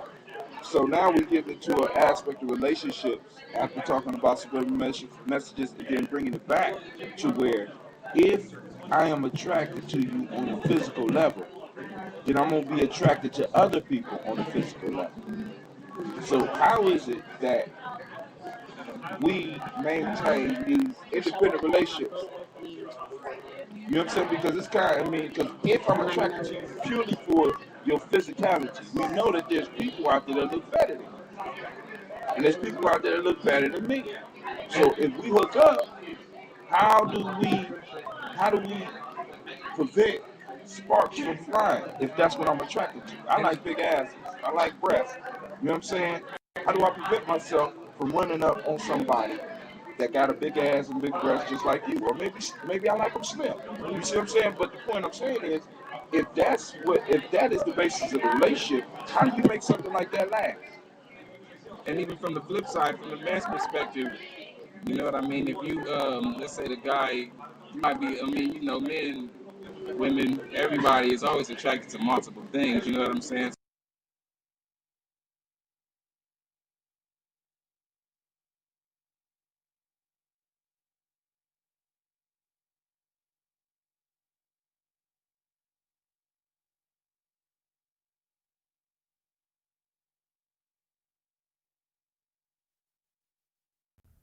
It just doesn't feel like summer without an ice cold Coca-Cola in your hand. Stop by your local convenience store today and grab a 20-ounce bottle of Coca-Cola or Coca-Cola Zero Sugar. Or pick up even more delicious refreshment with a 20-ounce bottle of Diet Coke, Sprite, or Fanta. So no matter how you soak in that summer sun, at home or on the go, grab an ice cold Coca-Cola today and enjoy. The 4th of July weekend is finally here, and so is the Venus 10 Best Days of Summer sale event. Whether you're headed out of the house or enjoying a summer staycation, Venus wants to celebrate our favorite time of the year with you. Hundreds of our fun, sexy swimwear and fashion styles are now up to 70% off, and this weekend only you can save even more. Get $15 off instantly when you spend $100, $30 off when you spend $150, or $50 off when you spend $200. Shop Venus.com and use the promo code STARS to celebrate the 10 best days of summer with Venus. It just doesn't feel like summer without an ice cold Coca-Cola in your hand. Stop by Speedway today and grab 3 20-ounce bottles of Coca-Cola or Coca-Cola Zero Sugar and get 500 Speedy Reward points. Or pick up even more delicious refreshment with a 20-ounce bottle of Diet Coke, Sprite, or Fanta. So no matter how you soak in that summer sun, at home or on the go, grab an ice cold Coca-Cola at Speedway and enjoy. To know for me. You know what I mean? They don't really ask much. Or maybe they just don't want to know anything. It just yeah. It depends on the guy, it depends on the guy's intentions. Yeah. I didn't want to go there, but that's where I was going. Maybe they don't want to ask any questions. Back on air, y'all. Now y'all get quiet, huh? You said we talking about questions. Asking questions as far as relationships. They had a good conversation when I was trying to catch it, but they started whispering when the mic came back on. So y'all keep on going. I'm listening. Talk about the survey you did it for. She like, The survey. Okay, so I was doing a paper for an English class. Oh, Nina. I was doing a survey for a English class that I was taking. And I did my paper on ambiguity, and I decided to do it to focus my topic on relationships. So I started out with 10 questions that I asked 10 women because I wanted to get kind of gauge their questions and their answers just to see how similar women actually are. You know, as far as their thinking and their level of doubt, whether it be self or, you know, with the people that they are involved with or want to be involved with. So I asked these 10 questions. The question was, if I'm remembering it correctly, it was, what are 10 questions that you would ask your guy, or not necessarily your guy, but maybe a potential, you know, love interest, whatever the case may be, that you wouldn't normally ask because you're either too shy to ask, or you're too doubtful, or you're too afraid to ask, whether it be because in the beginning of the relationship, just to kind of gauge where he is, where his intentions lie, etc. You know, to kind of cut down on the time that you waste, you know, in the whole getting to know him process, you know, because I find that a lot of women or people, period, don't really ask the questions that they really want to know, you know, because of fear. So I wanted to prove my theory with these 10 questions, or with this one question to get 10 answers. And so some of the answers.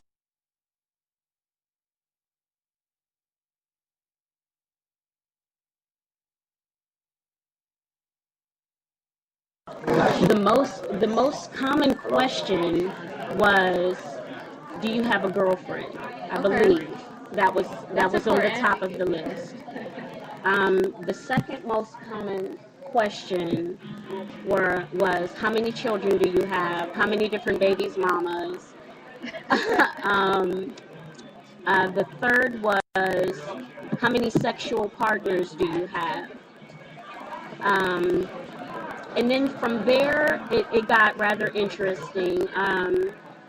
There was, what were some of the questions? The penises. Yeah, there was a penis size question in there. Penis size. What do you have a big dick? As a man, how do I answer that? Yeah, no. How do I answer that?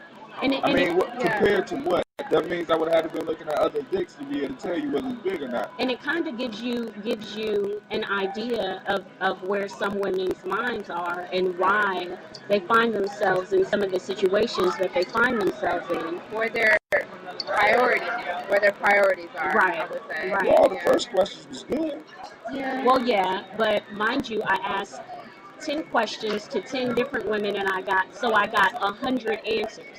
That was just one of the ones among the 100 that I received. So there was also, money was an issue, or financial stability is an issue. You know. Now hold on. Let's stop there. As women, what is financial stability? Can you take care of yourself, basically? Okay. Am I going to have to carry you financially? Are you able to at least take care of yourself? So women actually nowadays are concerned about taking care of men?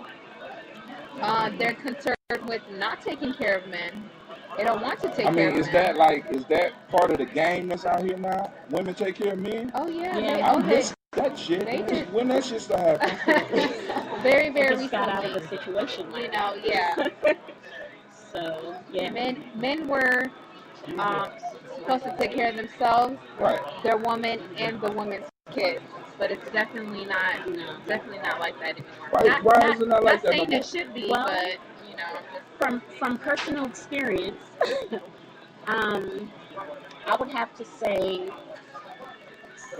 I guess it's gotten to the point where you trade financial stability for emotional security, if that even exists, really. Right. Because I found that, unfortunately, not to be true, you know. Well, it's more tangible to see the financial security, not the emotional. Yeah. So now, because this is new to me, you telling me it's women out there that take care of men? Yes. Because can y'all introduce me to some? I'm just joking.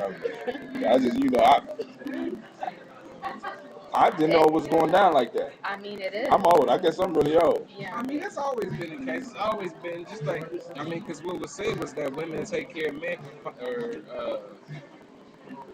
for emotional security. A lot of times when men take care of a woman, it's for sexual security. You know what I'm saying? It's like that's almost a man's primary need might be sex, where a woman's primary need might be emotional security. You know what I'm saying? So we trade one for the other. Right. So either way. Because I know a lot of dudes doing bad trying to take care of a woman. You know what I'm saying? They can't really afford it, but they don't want to not have the option. You know what I'm saying? or it might be a kid, or it might be whatever people's want to feel, whatever people want to feel secure in. You know what I'm saying? But at the end of the day, finances is the bottom line of a lot of relationships. Or a lot of relationships ends because of finances. Damn, it's kind of fucked up. We're at a point in time in history where we breaking up over. You said in sex? Yeah. I think a lot of them You're start talking over about sex. financial security and sexual security. I don't So really know what that relationships is. You end can over have sex. sexual security? You can have sex with what? I'm saying you can have sex with anybody. Well, Why do you not- need a woman to No, it's a not. girlfriend or Well, for coming from our perspective, it's not the same thing because having sex with just anybody is not the same as having sex with somebody that you really have feelings for. okay, so it's emotional security. It's emotional security too, Okay, right? You know what I'm saying? So when we say sex security, we're looking for a home. Now I might want to go visit some neighbors. You know what I'm saying? Not saying me, but I'm just as a man, I might want to go visit some neighbors, but you always want to come home. There's always a security in home. That brings me to a thought. Like for example, on the physical level, my grandmother and grandfather always had a house and always had a phone. And when my grandmother died, my grandfather got too old to maintain a house and moved out. And the number that was there my whole life was taken away. And it's like a void is still in my life because I can't never really go home. I can always go to one of these rental properties. I can even go to my mother's house, but it's not the same as me going home. And I think bringing that back to the whole sexual piece, when me and you have a relationship, regardless of the arrangement of where I go or what I do or where you go or what you do, when we come together, that provides the man with a sense of home. Yeah, I guess, for lack of a better word. Maybe not even. Now I'm thinking about it. I think emotional security might make more sense. I think sexual satisfaction might be a better word for keep people coming back. Because I know people that have, or maybe I might have just seen it in the movies. You know what I'm saying? It's just security as in somebody's taking care of you. Like somebody's doing the womanly duties at home, and that, sex is part of that, but it's also everything else. It's cooking. I mean, it could be all the duties like cooking and cleaning could not be done. So does anybody know it's a person or some people that stay together just for the sex, where everything around it might have been not good, but the sex was so passionate that they stay together? They stay having sex they stay together as in they're still having sex with each other, but they're not together any other way. So I don't count that as being together. You're just having sex. If you're staying for the sex, you're just having sex. I mean, if you're living in the same house and still going through some type of routine. Roommates having sex. I'm just saying, So there's no relationship. What constitutes a relationship? A relationship. They might not even be messing with nobody else. They might, you know what I'm saying? They might be having kids and shouldn't be having kids together, and just because the sex is that good, and they, you know what I mean? But it's never gonna last. Like, you can have that for however long, but that'll never last. That's just a temporary situation. Because you'll always find somebody that's sexually better, or whatever, if that's all you're staying for. All right, sexually better. Or being attractive in general. You're always gonna find that next. For women, is sexually better determined by the connection that you have with the individual? Because because one dude could be rocking your world, but he go other places and maybe not even getting it all. You know what I'm saying? I mean, is a connection important in sex? Definitely. Yes. Because it's like, okay, so for a woman, you can have I'm like, hold on, she's speaking for me? No. You can have somebody that, you're just having sex with. You know what I'm saying? And the sex might be good or what have you. But that emotional connection definitely needs to be there for that's what's going to keep you satisfaction. From not cheating. Right. That's going to keep you don't have some type of emotional something involved with it, then you're going to cheat. Period. Well, you can't. So you saying if you have a You're strong going to be looking for emotional connection, something more because there's going to always be something missing, and that's what's going to be missing, that emotional connection. You know what I'm saying? So a woman will never be satisfied with just sex. all right. So you saying that if there's an emotional connection on a woman's part, you don't have to worry about her strength. No, not at all. But with a man, what you think?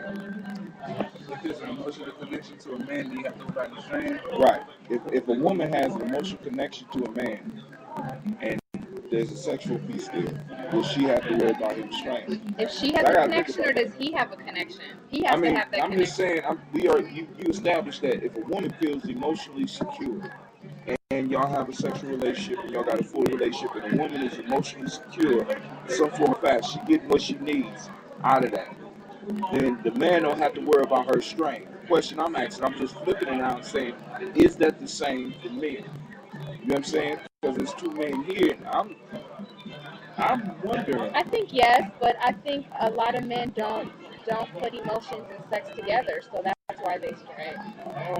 And you'll find if you do that more often, you won't have to stray because the sex will be much better. Because for that woman, Wait, hold on. Because not Hold only on, are you y'all just seeing, gave me a book here. Hold on, you saying that to have a healthy relationship, with a man emotionally connected with each other, and the emotional connection intensifies the sex. yes. Because that woman will open up to a point where, Because you're not you've never even seen. Emotional investment is stronger than that sex. So when you put those two together, it's magic. That's some game for you, brothers. That's some game. That's some game it's for not you, game. You have to be genuine in your emotions, and we can sense that. You can sense what somebody thinking. I mean, we can sense when there's an emotional connection or not. So what about all the dudes I know, because I know y'all, because I noticed this about someone. What about those dudes that y'all have emotional connections with, but have absolutely no sexual encounters with? I don't have any of those. Well, we got a freak in the room, y'all. No, that's not what I meant. No, that's not what I meant. I'm just saying I don't have friends. Oh, you mean like sexual partners? No, they're not even sexual partners. They're just like my friends. I don't have emotional. You don't have emotional connections with friends? I mean, they're friends, but that doesn't mean. Isn't an emotional connection romantic, intimate emotion? Yeah, okay, all right, but you can't. But this the question: you don't have intimate connections with your friends. In a friendly way, it's different. It's like you always. I'm just asking. Right? I'm asking questions. I mean, this is good. I ain't going to commercial. Isn't loving your friend different from loving a partner?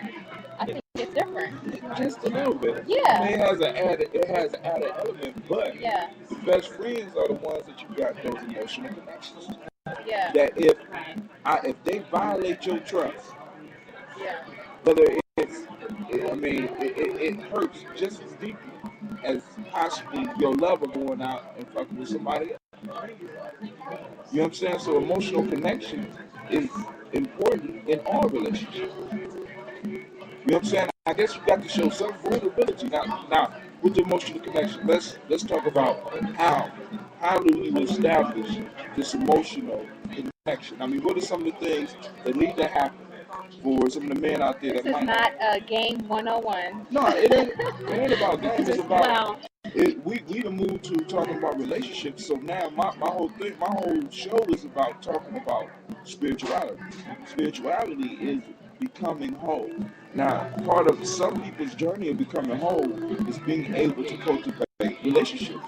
So now bringing it home, or bringing this show home, because we're on the second show, and I'm going to do this before something else happens, but it ain't about game and game, because women are going to learn too, because I'm going to have some comments, Voice going to have some comments, but what does it take to establish this emotional connection? Because maybe some men just don't know. Communication. It's a meeting of mind. It's a meeting of the mind. Intellectual thing. Yeah. Well, But just intellect in and emotions general, are. like what you want out of that person. But that's it what has develops. to be. That's how your emotions develop, through intellectual connections, through communication. I mean, what is intellect? So What is intellect without it being communicated? well, I mean, you could. I mean, there's plenty of people that sit around and think and don't communicate their idea. I mean, so you don't need to communicate to have intellect. I mean, you're gonna think about shit. Right, but we're talking about intellectual connections. We're talking about how emotions develop. And as far as my understanding goes, That's a psychology question to me. I don't know how emotions. So you talking about putting the game out there. You said, you know what I mean? I'm going to put the game out there a little bit. Sorry, fellas. Can we get some secrets or damn? I was talking. I mean, I'm asking y'all. I mean, some females y'all ain't gonna like this though. So, well, I don't know. I was talking to my dude though. You know, he came to the conclusion in this conversation that, in general, for men to get women, or a lot of men's approaches to trick women. Trick them what, emotionally? Trick them intellectually? Because I mean, if you want to get right down to the bottom line, you're gonna, if a man is walking around and walking up to women and say, yo, you want to go have sex, you ain't gonna get it. You batting zero for that night. You know what I'm saying? But if you show a common interest that you may or may not be interested in and strike up a conversation about something that she's interested in, then you've built a common ground, whether or not you're interested in that. You know what I'm saying? So, and on the flip side, and you know, I said sex, but on the flip side, you know, a guy might meet a girl that he really likes and might, you know, seriously see that he might want to get to know and seriously spend some time with. He's not gonna walk up to her and say that. You know what I'm saying? Because she can be probably weirded out that he was that forward. You always gotta. So honesty is avoided on both parts. It's definitely not. It's definitely not something that a lot of relationships are founded on. I don't know if you ever seen the movie Lord of War with Nicolas Cage. He was selling guns and everything. I did see that. Yeah, it's a good ass movie, man. But he met this woman. Well, she was like a model or something, and so he was selling guns. He had decent money, you know what I mean. But he set it up to where he basically bought out a beach that she was at. And he made it seem like he was a movie star or something, and like he was supposed to be shooting some shoot, and they had the beach shut off, and he got her on his private jet, and it was built on a lie, and their relationship, you know, worked whatever way it did. You know, they ended up really getting together off of this lie. You know what I'm saying? But and honestly, for myself, that's why I kind of find it difficult to you know, to enter relationships or to even consider, you know, for that to. That's a puzzling prospect for me right now because I don't want to build anything with no falsehoods. You know what I mean? So it's a real. But almost in order to build something, and this is coming from a man's perspective, almost in order to build something, you have to, in a sense, at first, lie. Well, it depends what your intentions are. If we're talking about emotions and he's talking about, well, they're just trying to get some in the beginning. Then, well, I mean, that was just one scenario. Also, the scenario about somebody that might really, really like a person, might really want to get to know that person. And if you was to come forward with that in a sense would weird you out. You don't want to hear that shit at the very first. Wow. Yeah, but I mean, we know. You got some childbearing hits. No. I'm just saying. I mean, if you're attracted to somebody, that's called sexual attraction. So we know but you can't base a relationship on that. We just got done with that. The physical piece is nothing without the emotional piece. Now it'll get you. All right, but you know, but we're saying if you gotta lie a little bit. There's one thing to hold back, and there's another thing to lie straight up. So you said so are you saying that a lie? So you talking about one is lying by commission, and the other is lying by omission. The other one is lying by omission. Lying by omission is better than lying by commission. That was exactly the question I was about to ask. But they're both lies. Right. Either way. But if you're getting to know somebody, I'm not going to sit here and tell you every single thing on my mind. See, but this the point. But I'm not going to. But hold on. The lie of omission happens on both parts. Because in a sense, when we meet a woman, most of the time when we meet them, We don't meet you with your real face on. We don't meet you with your real shape. And that goes back to the earlier conversation about how people dress. About how people dress. We all are projecting these illusions. Now, men have been socialized to not express their emotions. Period. So now, for you to have a relationship with an individual, you have to draw that shit out. Like you said, that trust has to come. But before that trust can even come, you got to find some common ground. So I might have to pretend that I like what you're talking about, or you might have to pretend that you like what I'm talking about. Either way, it's a lie. Well, I'm not saying pretending, I like what you ain't never did it? I'm talking about sitting here and telling you, like, just sitting here naming all these things that I like, all these things that I don't like. I'm saying a relationship is progressive. It's not let me lie and then tell you that that I'm lying. So what about this? What about? I'm sorry to cut you off. Were you finished? What about a young lady or a young guy that just got out of a bad relationship like yesterday? So that night, going back to the dressing up, looking good, they put on their flyest outfit, get a nice little bottle or something or whatever, make them feel loose so they can go out that night. You know what I'm saying? And they, and let's say their life is really interesting. They got plenty of stuff to talk about. They're pretty engaging. You know what I'm saying? They wouldn't ask you a lot of questions, but they avoid talking about they just got out of a bad relationship. I don't think there's a problem with that unless I just asked you about that and you lied. That would be a problem. Well, what about for change me, the subject? just for me. I'm not saying women. What about change the subject? Right, it was really skilled about avoiding that subject. Oh, if I really want to know, I'll keep asking. That's on me. There's some brothers out there with some fly game, baby. You can ask all you want. You might not get nothing. You see what I'm saying? But I'd rather know. Well, there's some females with some strong minds that are not going to take that. I'm one of those type of people that would definitely want to know because I like to know what it is that I'm getting into. And I thought, I used to be under the impression that, dating guys that, I've known for a long time, would be better than dating guys that I just met because I don't know anything about them. But what I find is, there's really no difference because everybody puts on a false face. You know what I'm saying? It doesn't matter. Right. We all walk around. You really don't know anybody until you know them.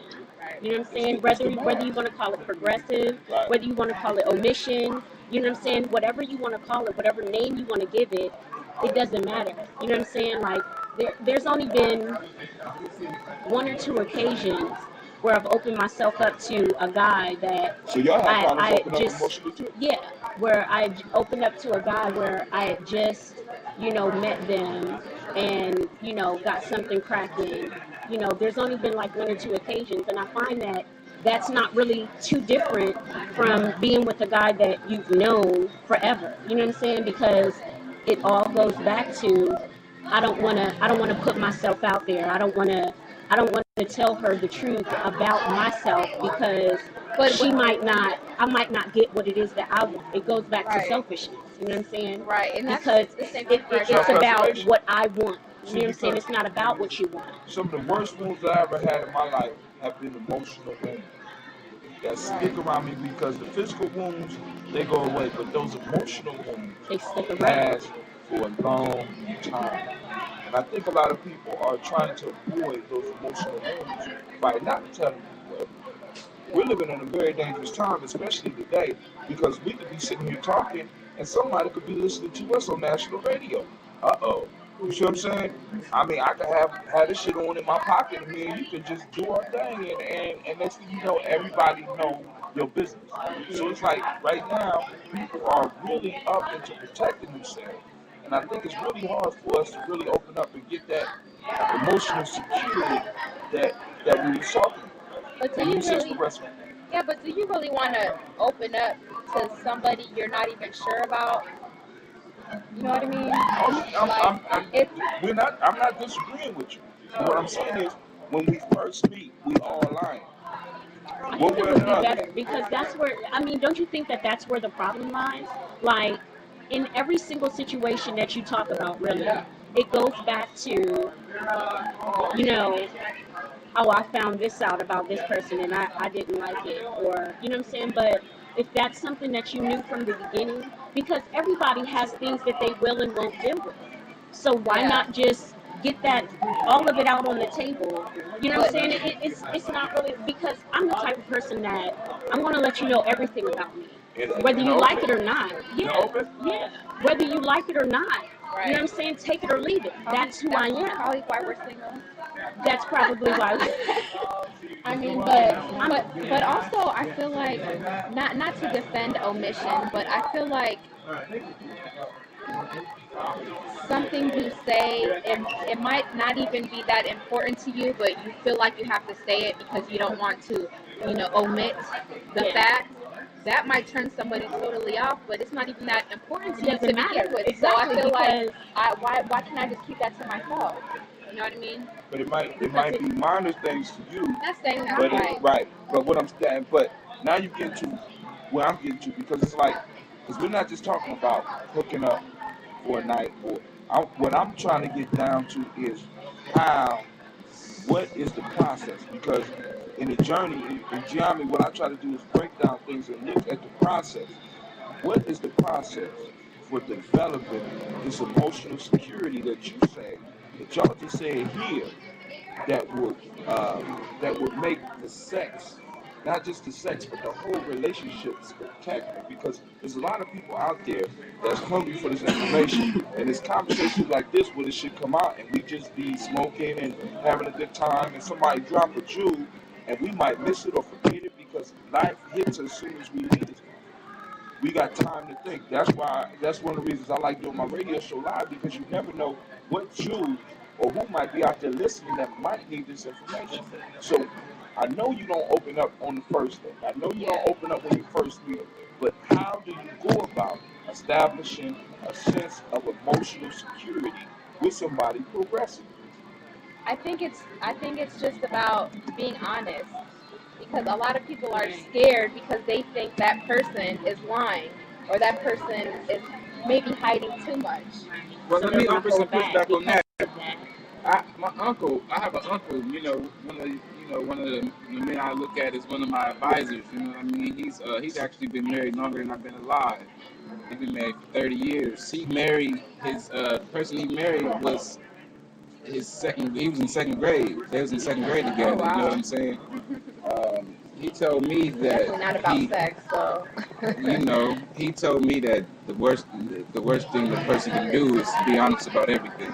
You know what I'm saying? He said they both have they have parts of each other of their lives that they don't discuss, and that's one of the best parts of their relationship. Well, I think it depends on expectations. Yeah, I think if he thought that quote unquote lie was that serious enough to break up their relationship, that's not good. But if it's not that serious for that person just to be upset or just to be angry for a while, I think that's what he probably means by holding back. So you're talking about being completely honest. Let me ask you a question on that, Nina. But since he knows her so well, they've been together for so long, he knows what is gonna break their relationship, and I don't think he's gonna hold that back.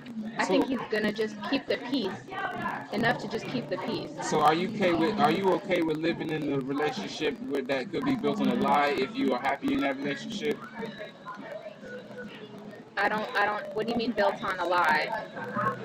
You don't necessarily know, because let's say that you're in a relationship and there's ways that you can find out. There's hints that are hinting towards the foundation of your relationship, or maybe something part of your relationship. If it's the foundation. But if you're content in this relationship, are you going to pursue that?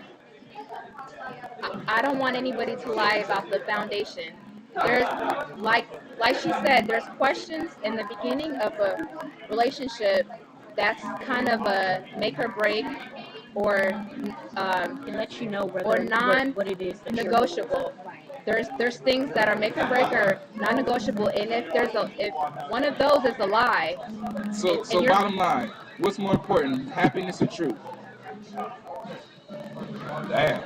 I think I think if you start by not lying, I think you would appreciate the truth. Because eventually you're going to be unhappy because it's going to come out. Because it's the lie that creates that sense of unhappiness, and it's that sense of knowing that builds that trust. And that's what it's about. I think a person not really knowing themselves is a source of unhappiness. A person not being satisfied with themselves and looking at another person to be able to provide some shit that they should have been able to provide themselves. Expectation. But now, this is one of the things I'm going to put out there too. One of the things that I have found is that when somebody know everything about you, and that just from my experience over my short life, they no longer want to fuck with you anyway. You know what I'm saying? We saying be honest, but I think part of the mystery is what kind of keep a relationship popping off too. I mean, you know, if I'm Batman, it ain't your business that I'm Batman. I'm Bruce Wayne when I'm with you, and at nighttime I'm Batman. You don't want to know that shit, because if you do, it kind of throws away a sense of adventure of you discovering new things about me. I mean, do we ever really learn everything about somebody, especially when we're both evolving beings? But is the discovery gonna be enough to break your relationship? There's some things you discover and it won't break your relationship. And I think it depends on. Go ahead. It also depends on what it is that what truth you're looking for, because it's like, okay, me for example. I don't go into any situation expecting. You know what I'm saying? I've always been the type of person that I expect you to do and be exactly what it is that you're going to do and be.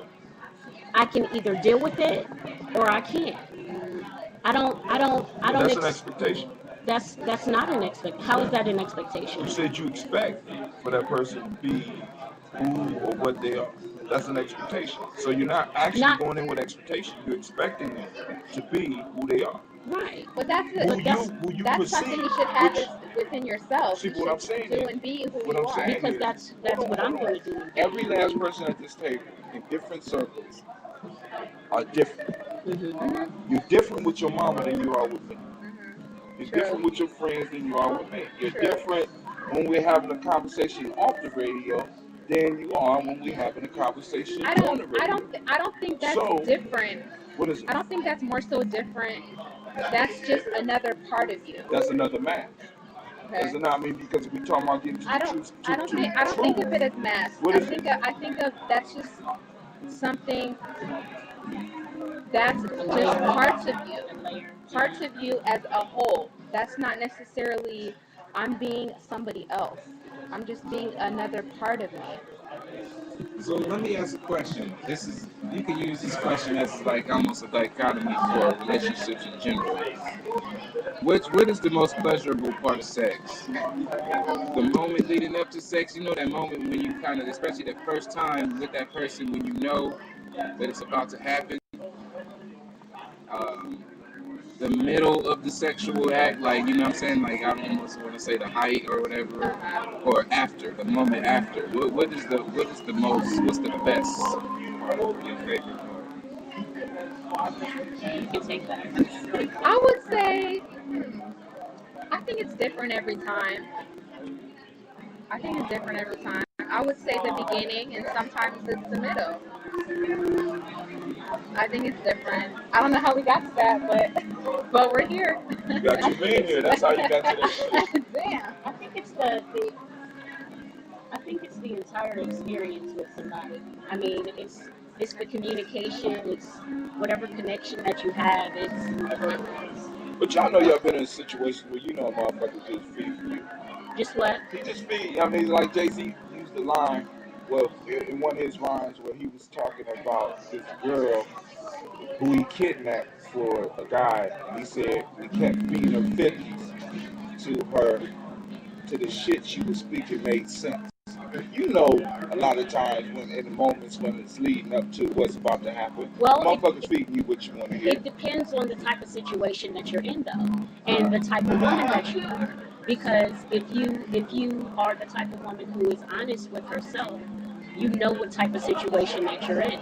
So, like Nina's saying, it's different every time. You know what I'm saying? It's different depending on the situation. It's, it's different every time. No, Yes, I wouldn't say you that. said everybody on the radio land heard you say.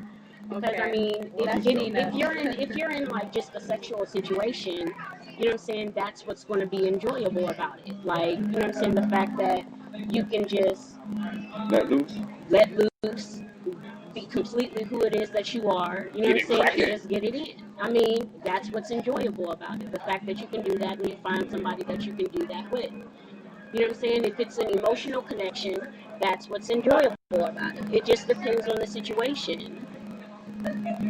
And now we move to a word from our sponsor. Was there any spirituality in there?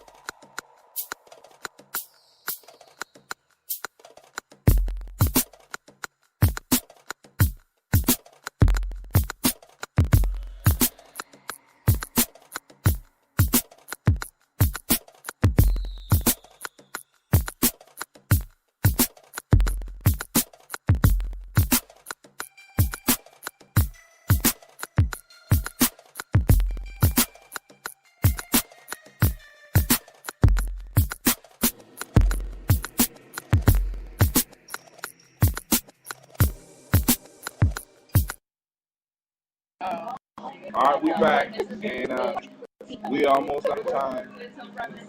Take my last cup to share with you. Remember, this is powered by Oxy Water. I'd like to thank everybody, and y'all about to miss the most important part of the conversation. We talk about how everybody is a freak. I was joking. Now, but you kind of tied it in because at some point in time, one of the things I've discovered in my life is that everything can be tied back to self-development and who we are. We cannot live our lives isolated. Well, we can't live our lives isolated from certain parts of who we are from the whole thing. Sexuality is a very deep and central part of who we are as human beings. It's an essential part of who we are as human beings. So if we are going to ever talk about bringing ourselves to a sense of spirituality, if we going to talk about bringing ourselves to a sense of wholeness, we have to be able to have discussions with men and women about sex. You know what I'm saying? There's no getting around it. Sexuality is a very spiritual thing, and we'll get into that. I do a whole podcast on that by myself with y'all. But yo, this has been Brother Hakim. I've been joined by Nina, Miss Afua, or Lotus Blossom. They already know. And my brother Quasi. This is Brother Hakim. I'd like to thank those that listen and those that catch it on podcasts. I'd like to thank you for listening. Check out my blog at www.GNJpodcast.blog. No, it's GNJpodcast.com now. Big time. I want to thank Orange82 for the music, and I want to thank Shisha for allowing us to have it up in this place on this festive evening. And I might see some of y'all over at what is it called, the Confest. With that, I'll say peace.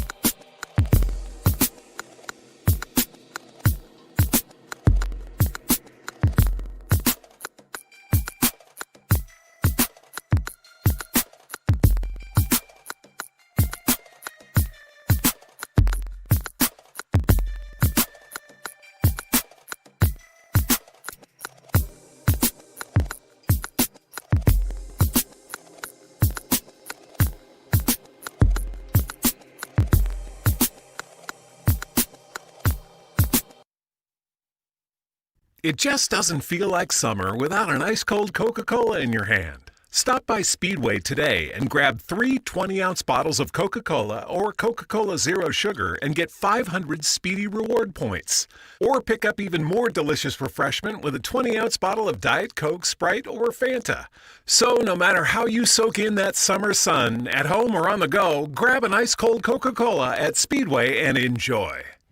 It just doesn't feel like summer without an ice-cold Coca-Cola in your hand. Stop by Speedway today and grab 3 20-ounce bottles of Coca-Cola or Coca-Cola Zero Sugar and get 500 Speedy Reward points. Or pick up even more delicious refreshment with a 20-ounce bottle of Diet Coke, Sprite, or Fanta. So no matter how you soak in that summer sun, at home or on the go, grab an ice-cold Coca-Cola at Speedway and enjoy. It just doesn't feel like summer without an ice-cold Coca-Cola in your hand. Stop by Speedway today and grab 3 20-ounce bottles of Coca-Cola or Coca-Cola Zero Sugar and get 500 Speedy Reward points. Or pick up even more delicious refreshment with a 20-ounce bottle of Diet Coke, Sprite, or Fanta. So no matter how you soak in that summer sun, at home or on the go, grab an ice-cold Coca-Cola at Speedway and enjoy. Now I got a real treat for you tonight. Let's do all this cafe in Columbus, Ohio, and I have 2 master drummers on the drum. I'm going to walk in so you can hear them. Get down is Tony Allende West and his father, Tony C. West. 2 master drummers, they're going to sound almost spiritual, or whatever. It's about to go down. Those 2 drummers.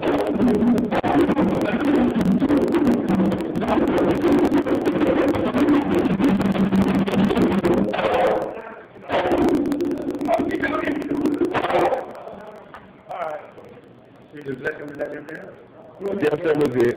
In the car? That was it. So. we on YouTube. I'm not. You're on my radio station. This is Elder. Oh, really? Yeah, this is Elder West. I'm gonna do an interview with him when he got time. But don't say hello to the people. Hello, people. You look like a microphone. The people look like a microphone. Yeah, they sure do. Sit back with that mic. Oh, it's over here. It was ringing too. But y'all got a couple of seconds left. So I'm gonna do an interview with Elder West, and see you on the journey. So with that, I say peace.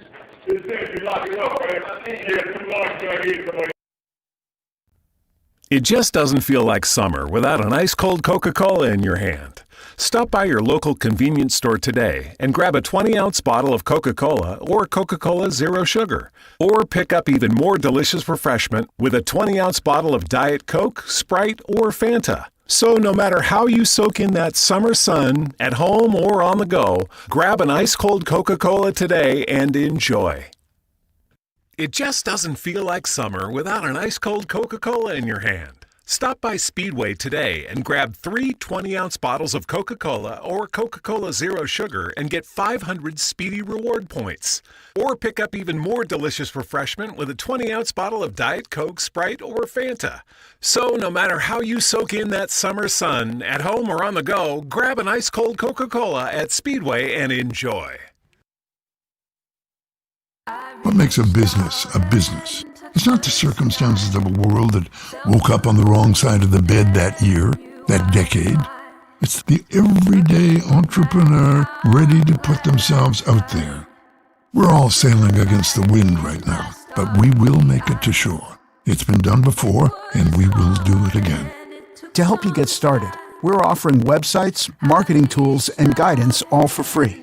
Learn more at GoDaddy.com. Peace, this is Brother Hatil. I'd like to welcome you to the journey. Today I'm joined by my uncle, Umar bin Hassar, from the Last Poets. And I just want to talk to him a little bit and let him drop some knowledge on us. I'm gonna just be free-flowing.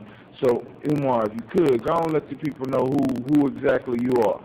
Yeah, well, actually, you know, I'm Jerome Julian or Hank Julian or whoever they used to call me back in Akron, Ohio. You know, even your father met me. You know, I was athlete, star athlete at Akron South, you know, Akron West Junior High School, lived on the west side, grew up in the bottom in North Akron, you know, so hung out on Howard Street, Rooster Avenue, put all that game together and decided to go to New York and become a Last Poet. So boom, voila, here I am.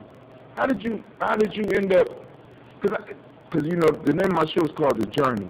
How did you embark on the journey to go to New York? Because I know it kind of had to be kind of hard to leave everything, because you from Akron. You jumped up and you left. Explain to my people out here what it took in you to get up and leave? What moved you to have to leave Akron? Well, first of all, you remember we had that little ride back in 1968 on Worcester Avenue? You know I was born to 68. That's right. Well, we had this little ride, and the thing was that we had gotten tired of the Akron Police Department humiliating and using us, our fathers, our grandfathers, and we decided to just, go and step up and join the rest of the basketball. But see, what happened, what brought about the initiation of our action ride or whatever was up in the Huff area. They'd already rioted the year before. They burned stuff down in the Huff area. Matter of fact, one of the brothers who was a capitalist for that ride, Ahmed Evans, we had run to and talked to him, and he said, it's time to get down now. It's time to do this. It's time to get these, so-and-so's off our back. And, and Ahmed Evans at that time told me one of the most honest things ever, any of the so-called revolutionaries told me. He said, when they go down, I'm going to be on the rooftop shooting cops. And that's just where they got him, on the rooftops. They killed 3 cops in Cleveland up there. So that was happening at the time. Because you had the stuff all around the country and riots and stuff. So, but the thing I was saying, the Akron Police Department was, and it wasn't all white people, but the Akron Police Department had their own little so-called difficult relationship, with a lot of black men, you from Akron. So all of a sudden, there was something that happened on the east side. Someone said, oh man, they killed a brother on the east side. All of it, it could have been just a rumor, it could have been a lie, it could have been just something else, an assumption. But that's all it took at that time back in those years for somebody to say, they didn't kill a brother somewhere. So next thing you know, we throwing stuff on Worcester Avenue, we going down Main Street, begging at Leroy's jewelry store, and these guys are shooting at us coming up past that canal down, and we come up that hill trying to get to Water Street. They shoot real bullets. So, boom, on that night, it kind of cooled down, but the next night, we back out again. I'm one of the so-called instigators. I'm right in the middle. Yeah, man, let's do this, everybody. Okay, hey, we go fire you this time. Because, yourself, I tell them, black people in Africa, they weren't all that black. They wasn't, most of them, they were reactionary. They weren't hearing about Africa or blackness or continent. They wanted to go to Firestone and Goodyear and Goodrich and get them jobs. Right.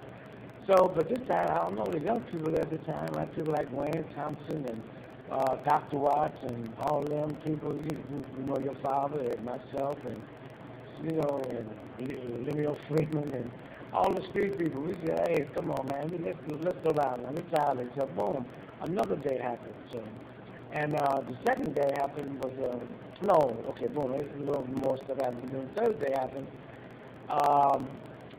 They got my picture on the front page of the District Journal with my hands in the air, the National Guard. Got a gun on my back, and my mother said, all the niggas, they had to take that to catch you.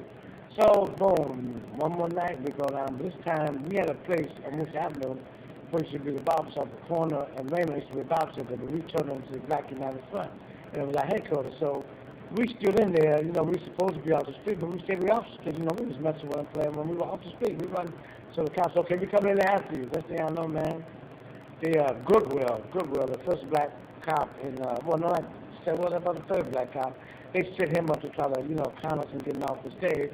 But what happened was, this one cop who I hated, I know he pushed Goodwill out of the way, and they came in, them, the cops, the gas mask, and National Guard, they came in, we was doing hand-to-hand in that little place, that little office room.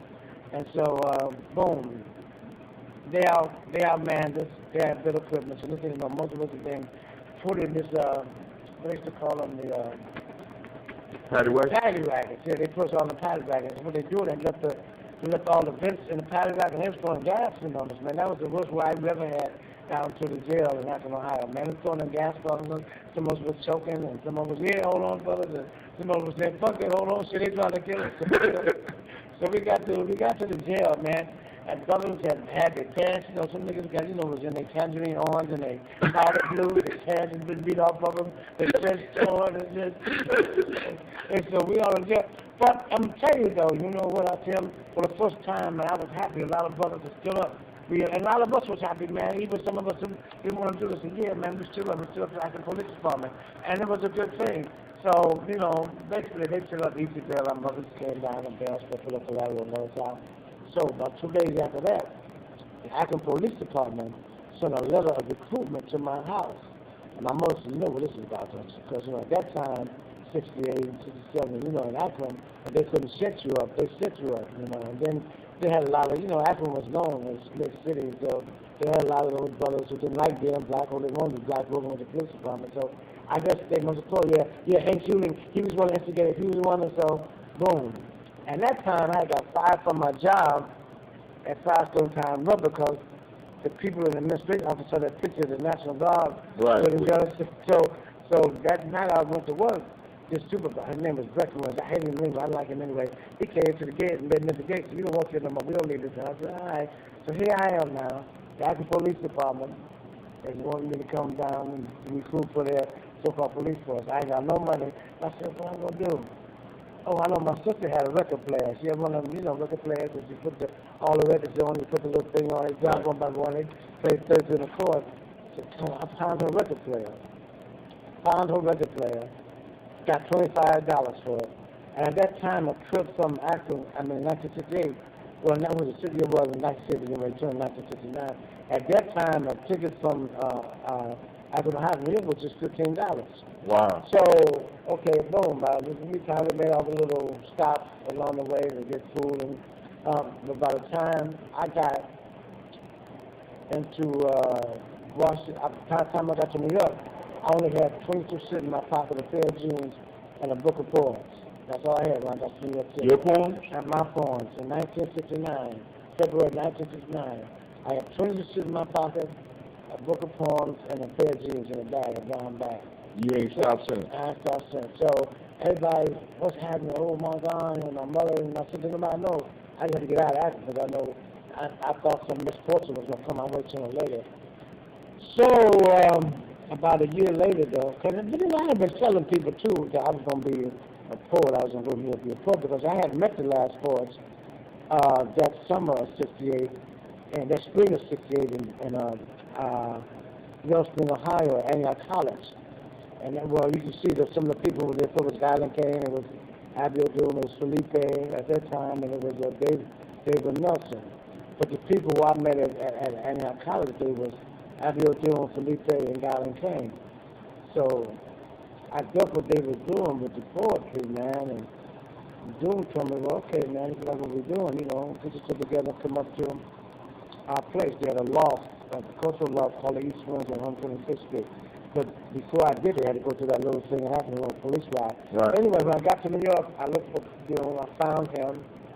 He took me to this hotel on 71st Street, Broadway, the Alamac Hotel, which was used as a dormitory for Sikh students. It was a Sikh dormitory. Those were minority students who couldn't stay on the campus of City College. Right. She was like the minority students didn't have the money. So he got me hooked up in there. So now I knew I had come to New York to become a last poet. I told everybody before I left before the ride. People used to laugh at my friends and, family laughing. Oh, he going to report all the pimps. He going to them. I was going to send them hoes and some of them places. I said, no, I ain't going to be no pimp. I'm going to be a poet. And guys are, hey, y'all ain't going to be a poet. This nigga's crazy. This nigga's crazy. But now, a year later, after I did that poem for Abiel Doom in that dormitory, and I got on the album, about a year and a half later, when the album went back, about a year and a half later, when the album went back to Akron, everybody go, oh, that's my boy, that's it, yeah. And so, man, boom, that's my history. How I became the last poet. That's how I made that journey.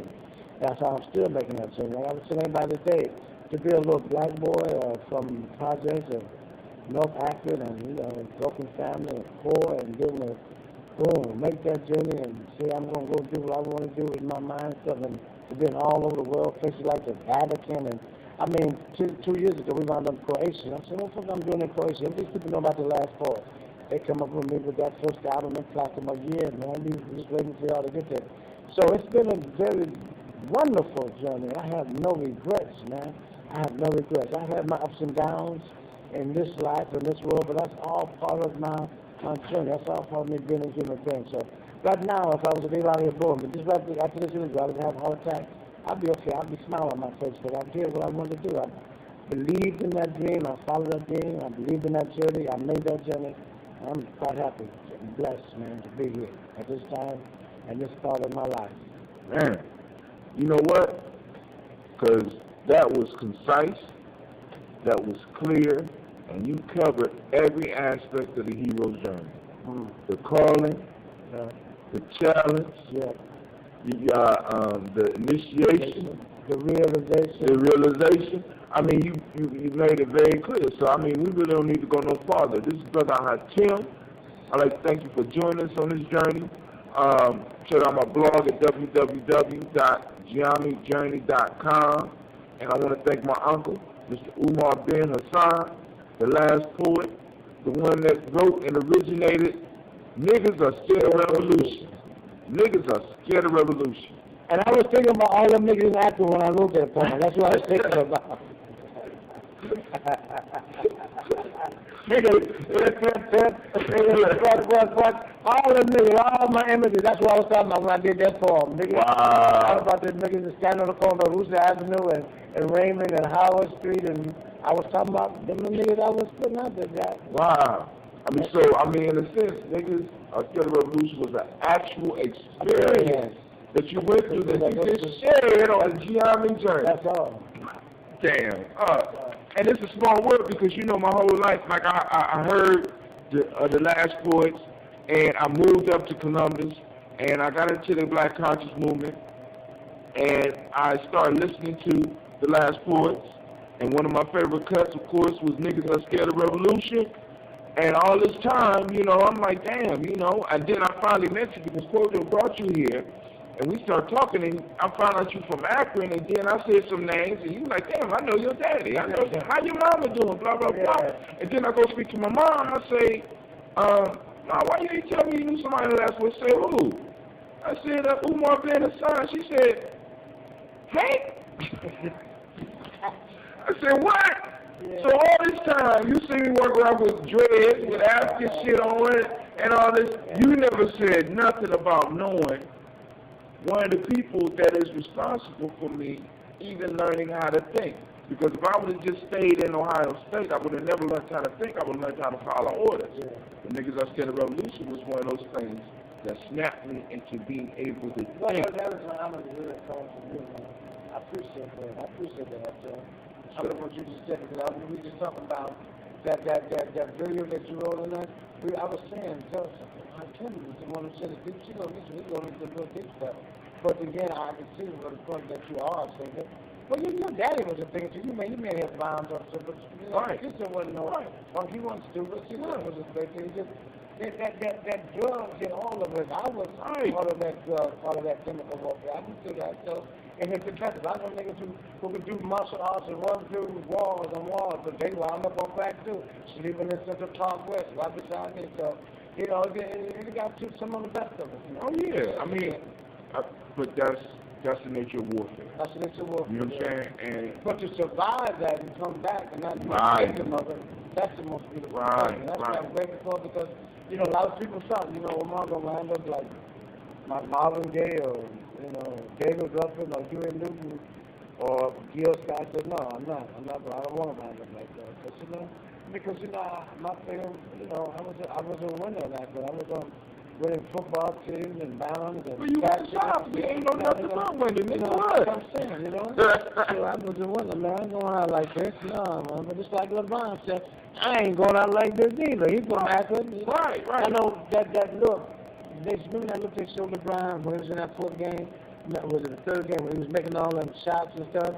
And he showed that look like he was looking out from under his eyes like he was evil. Right. See, I knew what that look was. See, that look was some of that Worcester Avenue, Post Howard, Funky Southside, up from the bottom North Avenue.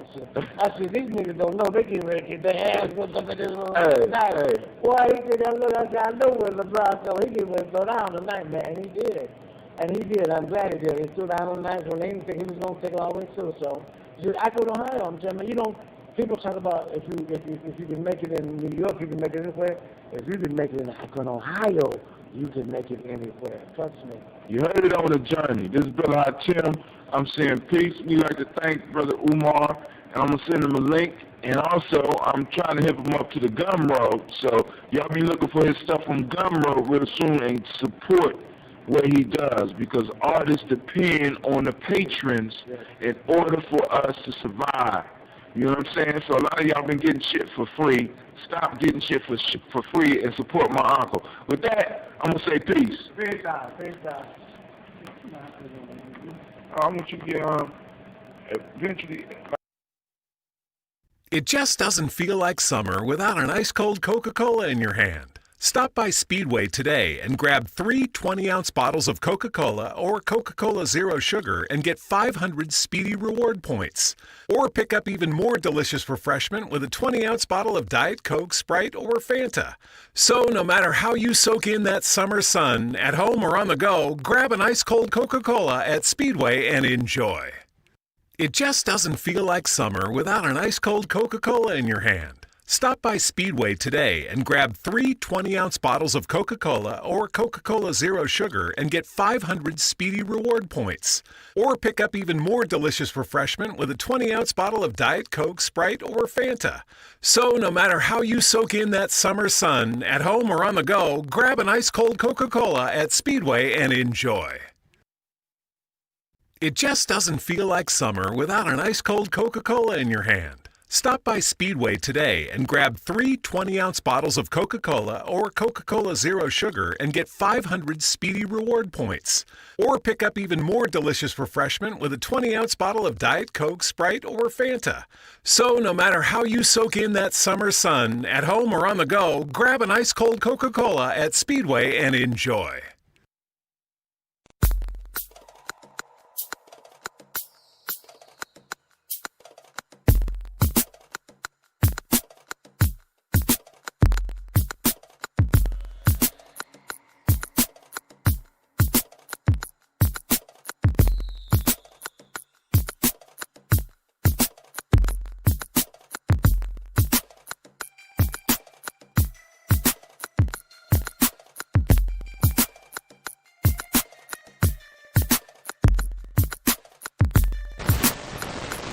Peace.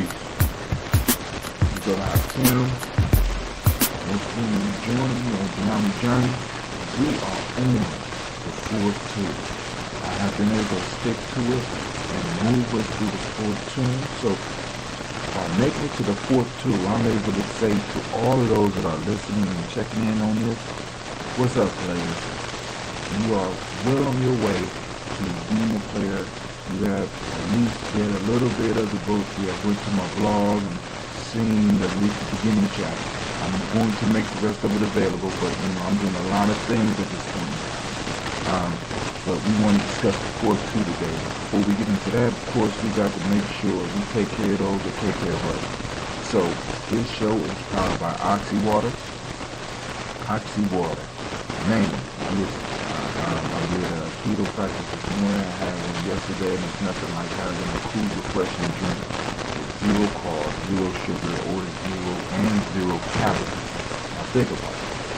I'm drinking water with flavor. Not only is it water, it's mineral water, and it's oxygenated mineral water. So now I'm getting extra oxygen, I'm getting 7 minerals, I'm getting some B vitamins, I'm getting some things, I'm getting my electrolytes. This is just awesome. So check out some Oxy Water. Go to tryoxywater.com. Also, we want to send out shout out to MSK2 who provides us with our intro and exit music. Also, if you could, when you get an opportunity, check out some of my posts on Facebook or Twitter or even my blog, because I'm going to be trying to help raise funds for Simba. It's that time of year where we're taking our young men to camp, Single Circle Camp, and trying to change and save some lives. So if you could, we would really love it for you to be participating in the best way that you possibly can. Some of you will come as nation builders, but just as important as individuals that do the work directly with the kids is those people that support the people that do the work. And you can support by donating some funds or donating some food, or maybe donating some clothes, or donating time to help in transporting some of these young people to the campsite, whether you're in Chicago, whether you're in Columbus, whether you're already in Michigan, wherever you are, reach out and find out how you can help Simba. And if worst come to worst, the best thing always to do is write a check. It's a non-profit, so of course you can write it off your tax at the end of the year. So that's my spiel on Simba. So now let's get to where we are players. Alright, we're in the players pyramid, and we already covered the first 3 tools. First tool, have a clear idea of what you want. You discuss that. You got that clear in your mind. Be able to ask yourself the question, what am I willing to sacrifice to reach my goal? Now, we see the end before we begin. Now, we move to this piece right here, fourth pillar. And this is very important too, because all the three before this and the three after this are dependent on this one. Because this one, it talks about being open, new things, being open to learn new things about the world and yourself. Now, why is this important? When we talk about self-development, one of the major things that we have to really be open to what the universe or what the creator or whatever you believe is trying to say. Oftentimes, we get so caught up into pursuing our goals that we miss the gifts and the blessings of the Creator in us. We miss it because we're so focused on where we're going that we are not enjoying, we're not open and enjoying the experiences around us. We have to always be willing to learn something new about the world, and especially to learn something new about ourselves. It's these tasks, it's these challenges, it's these things that we perceive as curses a lot of times that hit us. That because we are closed-minded and we think that we just got to bear down and push through them, now we're going to open up and receive it and see what they have for us. I have not run into one blessing that did not appear to be a curse or a hindrance at first. Every last blessing that comes, there is another side to it that in a sense we got to push through. But if our mind is closed, we will not be able to push through and get the lesson and get the power. We often miss the most important parts of our journey because we are focused on the destination rather than the journey. That's why we don't call it Yami destination. We don't call it destination Yami. We call it Yami journey. This path that we walk it by controlling our fear. We walk it with our head up and obey everything going on around. Not losing sight of where we're trying to go. Not losing the vision, but being open to new paths that may lead to this lesson. Sometimes we might end up on dead end.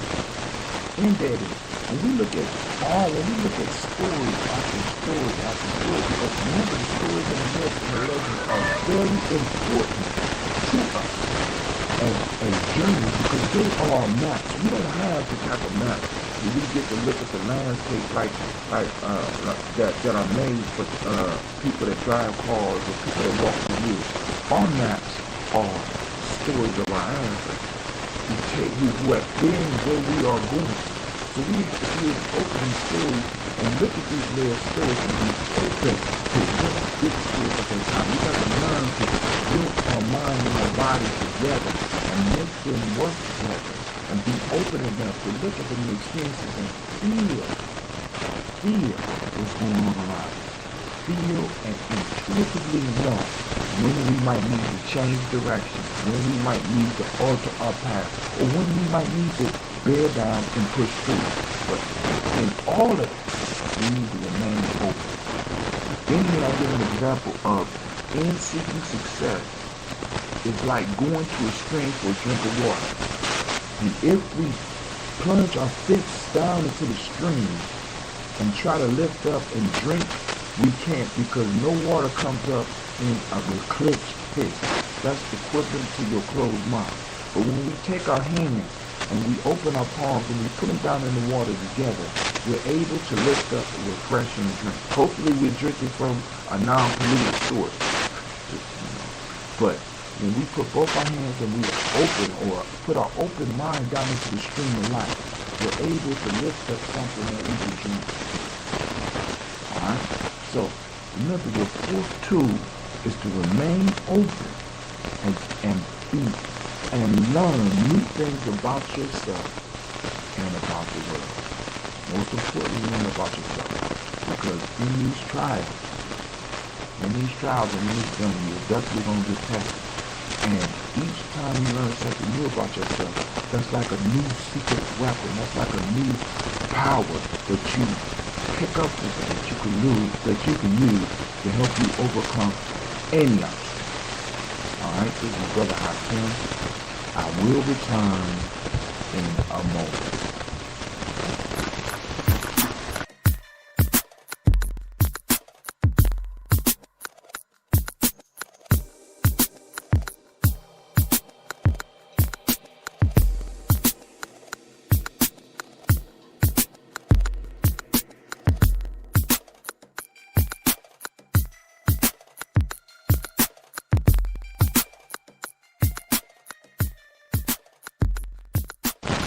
We're back. Brother Hakim, I'm here. If there's any questions, please feel free to hit me up on my blog or even hit me up on Spreaker.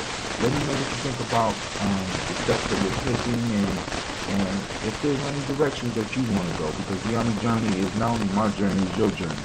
So why don't you share what you learned or ask some questions and maybe I might be able to help you. But we're going to end the show on that note.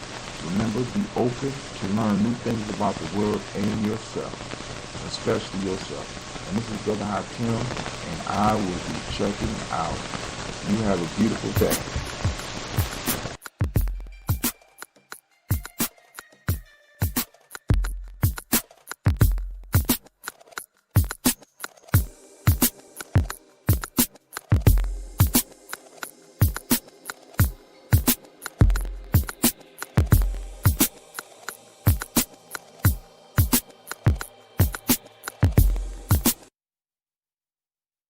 You've been camping in your backyard, cycling in your living room. You've been enjoying rain showers in your bathroom, campfires on your TV screen. You've been counting stars and birds from your window and holding family cookouts in the kitchen. Now, get ready to go. Go on a real vacation. Take the wheel at your nearest RV dealer or at GoRV.com. It just doesn't feel like summer without an ice-cold Coca-Cola in your hand. Stop by Speedway today and grab 3 20-ounce bottles of Coca-Cola or Coca-Cola Zero Sugar and get 500 Speedy Reward points.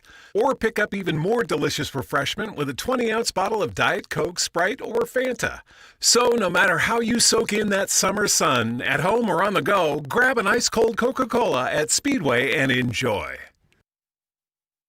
It just doesn't feel like summer without an ice-cold Coca-Cola in your hand. Stop by Speedway today and grab 3 20-ounce bottles of Coca-Cola or Coca-Cola Zero Sugar and get 500 Speedy Reward points.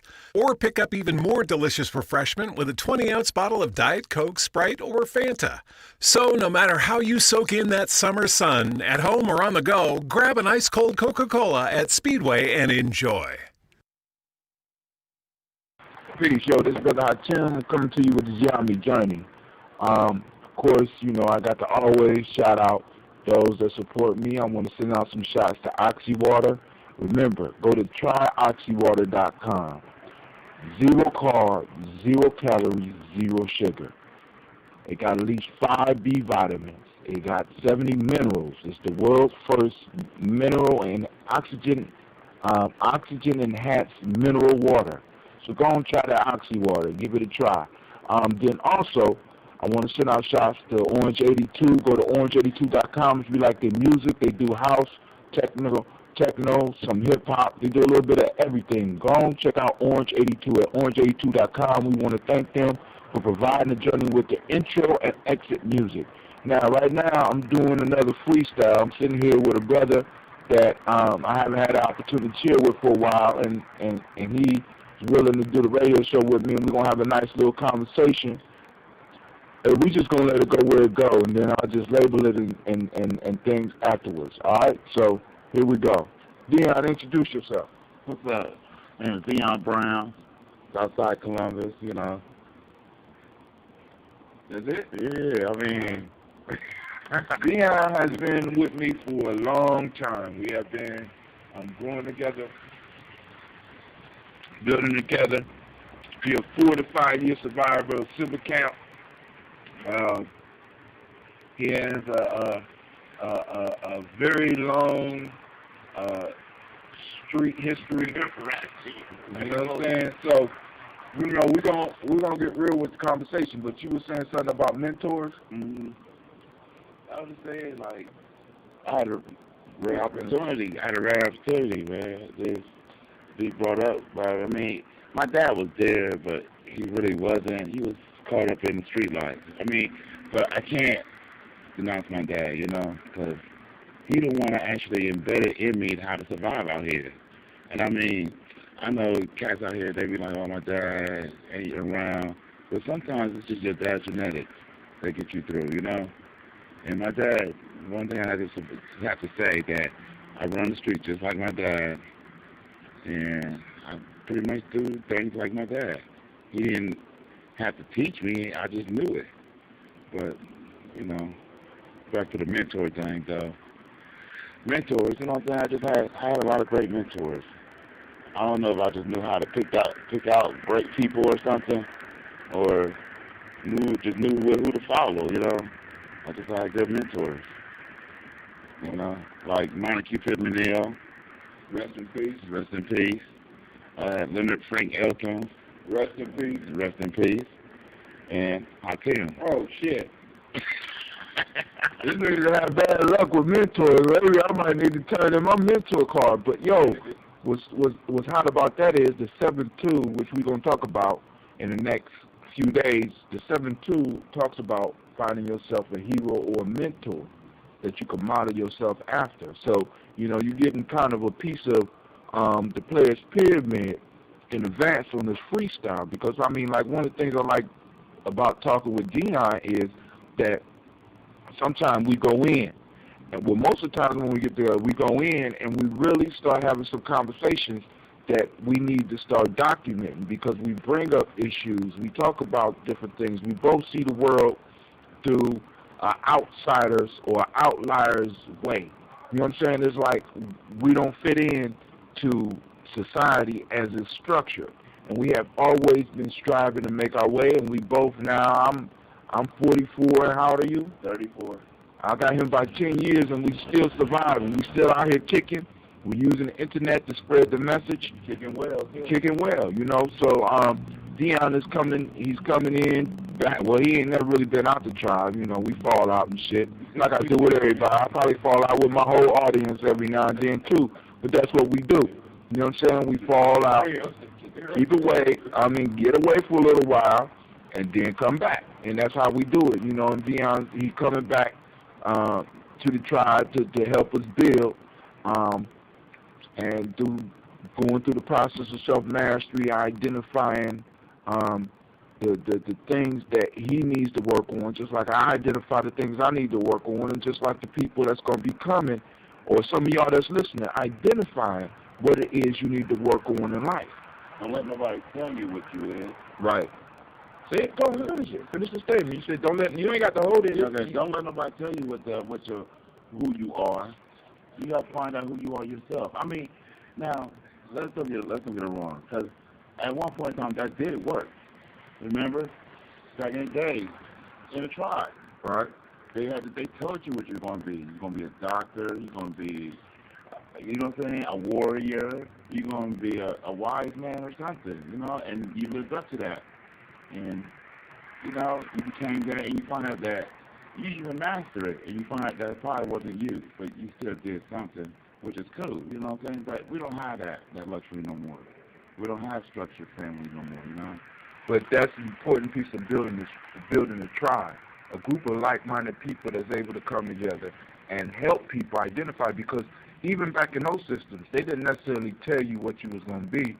They saw where your talents were and encouraged you to move towards it. Yeah. You know what I'm saying? Right now, the big issue I think right now is that we have a lot of choices. And because we have a lot of choices, a lot of us get confused and get 34 and 44 and 54 and 64 and don't know what the fuck we was here for. Yeah, well, is it really choices, or is it a whole bunch of advertising? You know? I mean, but really that's what advertising is about. It lets you know the choice out there. Yeah, you can drink Pepsi or Coke or RC. Right. You know what I'm saying? Either one of them, when you're really supposed to be drinking water, you got to choose from Pepsi, Coke, and Odyssey, which is bad for you. But water is good for you, though. Or oxy water. You know, we trying to get people back to being able to get down to the bare essentials because we have falsely made life so complicated. Life is not really that complicated. No, it's not. You know what I'm saying? And the piece is, find what you're good at. Some of the boys that we work with are good at math. Some of the men we work with are natural builders. Yeah. They just don't know it. Or spokespersons. But they just don't know it. Yeah.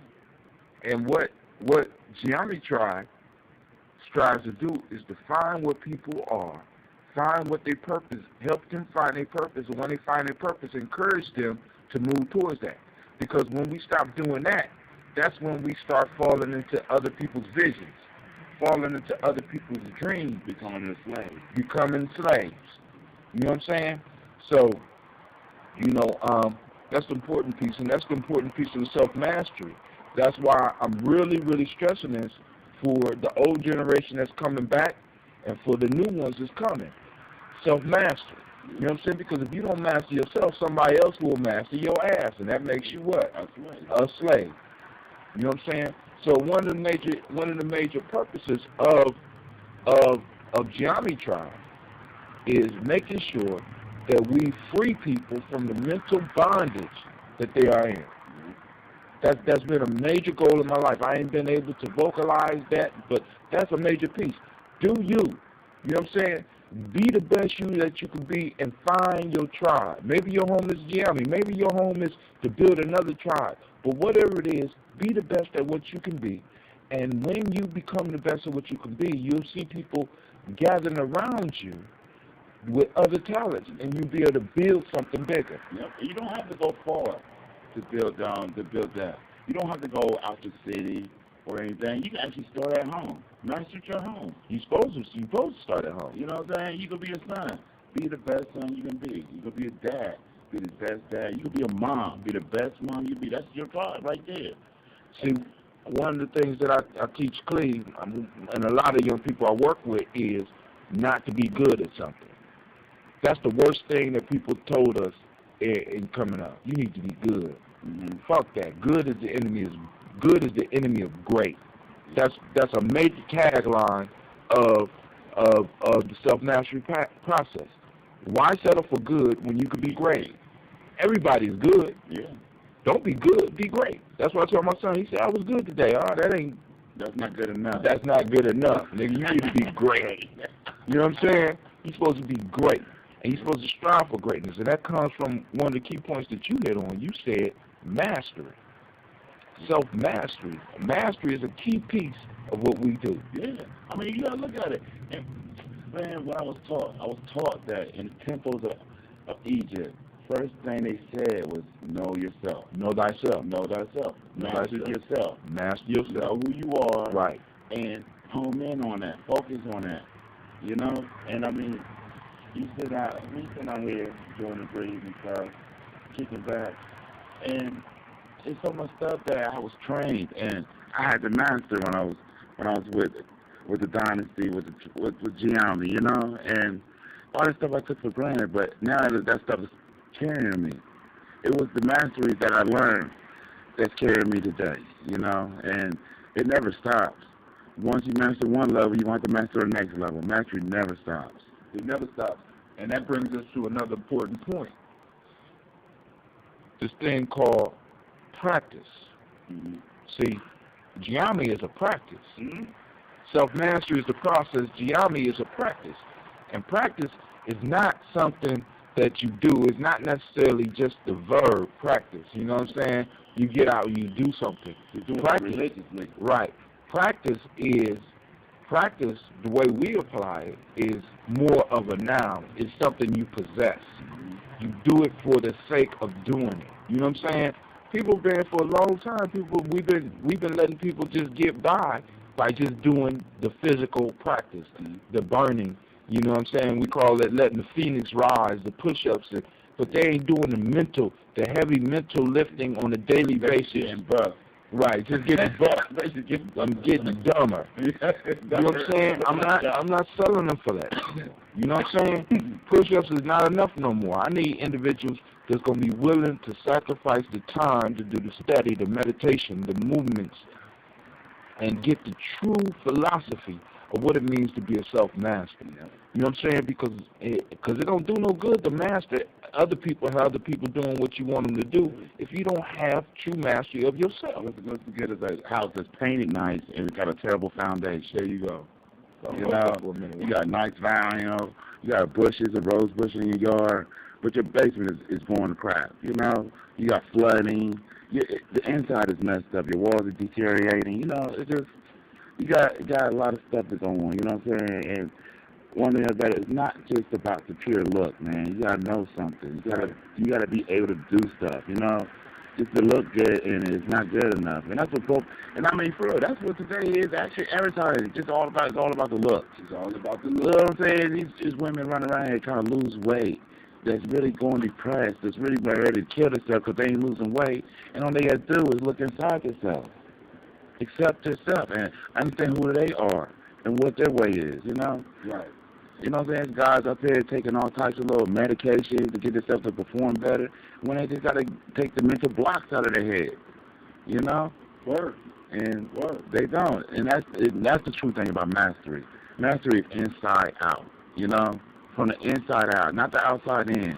You ain't gonna feel better yourself just because you chisel your chest and your stomach, Right. You gotta feel better yourself before that. You gotta see that. And that's one thing about it. Hot Tim told me something a long time ago, we determine as a doctor, 12 years of school, or you wake up one day and say, I want to be a doctor, Right then and there, you make your mind that what you're going to be, you just got to be it, And that's the true mastery, Being able to do it. Being able to do it. Being able to do it. Being able to go deep, go deeper, higher and further, and push yourself. And being able to stay in the extra time that it requires, because a lot of people want quick results. I mean, this culture got us to where we're looking for quick results. We're looking for quick outcomes. Quick gratification. Everybody want to be gratified real quick, but it don't come like that. That's a lot of drugs. Oh yeah. Microwave generation, you know what I'm saying? Don't have to wait for nothing, but mastery and practice. Like in geometry, we got all these ranks. You know what I'm saying? And the whole system, a lot of the system came through me, and I'm not even at the highest level. It's like I still have to achieve, and in order for me to achieve, I have to get the approval of those that are going through the system. Now I have to build up to a certain level to get past where I'm at right now, just like Dion got to do it, and just like all those other brothers out there that may be listening and sisters out there that may be listening. We all got to be willing to push forward. You know what I'm saying? That's why one of the key things that we do in the self-mastery classes and with the Geometry Tribe, all of it's one, but we talk about the 3 levels of learning. You know what I'm saying? Memorization, intelligence of the mind, and then it becomes part of you, which we call intelligence of the heart. We're trying to get people where it's intelligence of the heart, where it just automatically pops up. Without knowing. Knowing without knowing. That imani, that deep knowing, and it's like it's amazing that all this stuff is pouring out of you, all these actions is able to pour out of you, and you're able to make the right moves at the right time, but you have prepared yourself, as Dion said, internally first, so that when life hits, you're ready. And you understand that your happiness, your joy, is not determined by external circumstances. When we look at the definition of self, when we talk about self-mastery, self is the absolute, complete, and perfect aspect of a being that is not controlled by external circumstances, that is not determined by external circumstances. A lot of us we determine our happiness by our external circumstances. We determine our development by our external circumstances. But when it comes down to it, the self has everything that it needs. All you have to do is plug into it. The same self is the part of you that was able to take you from an egg to an entire human being. It's the part of you that sheds your skin every so often and renew every cell in your body. this intelligence, this innate intelligence that's in you is waiting for you to plug into it. If it can do your body and make sure your heart beat and your nails grow and your hair grow, without you thinking about it, what else can they help you do? Without you thinking about it. Without you thinking about it. And that's what the practice does. The practice, when you embrace it as a thing rather than a do, rather than something that's done, when you embrace it as what it is, and you get to know the questions and you internalize them, you get to know the philosophy and you internalize them, and you make them part of your daily life, all of a sudden this new wisdom is coming out of you that you don't even know where it's coming from. Geometry system of self-mastery. It's there for you. You could get it. It's out here. You know, look us up. It's not even new. It's not even new. It's not even new. It's the old system. The old system. This ain't something that we just made up. This is something that's been practiced on for years, before us, before our fathers. You know what I'm saying? Before slavery, before America. This was practiced, you know what I'm saying? And it was documented in all our books. All religious books is documented, you know? They preach the same thing we preaching, you know? It's the happiness within, not the happiness that's out there that's going to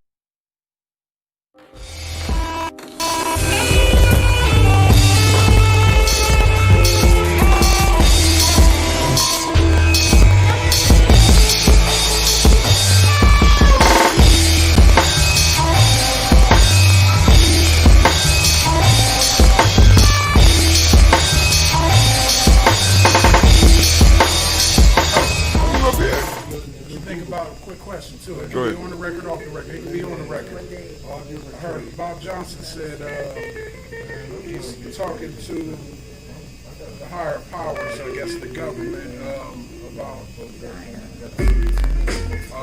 our reparations. And I guess the numbers that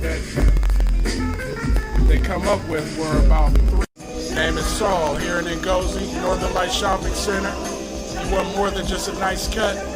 Good conversation, good vibe, good music. Come see me at 3512 Cleveland Avenue. Women, but the most important goddesses were black, not just for the African now, in the civilization of the Greeks. The Greek was so profoundly affected by the Africans that the goddess of chastity was a black woman, Artemis. The goddess of wisdom was a black woman, Minerva. The goddess of beauty was a black woman, Diana. And many of their great mythological figures which were critical to the vision of history, the history of the Greeks in the Odyssey.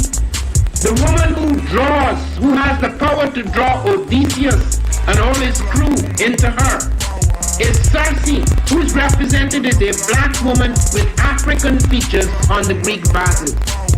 The woman who helps Jason win the golden fleece is a black woman, Medea. The woman who marries Perseus, the Greek hero, is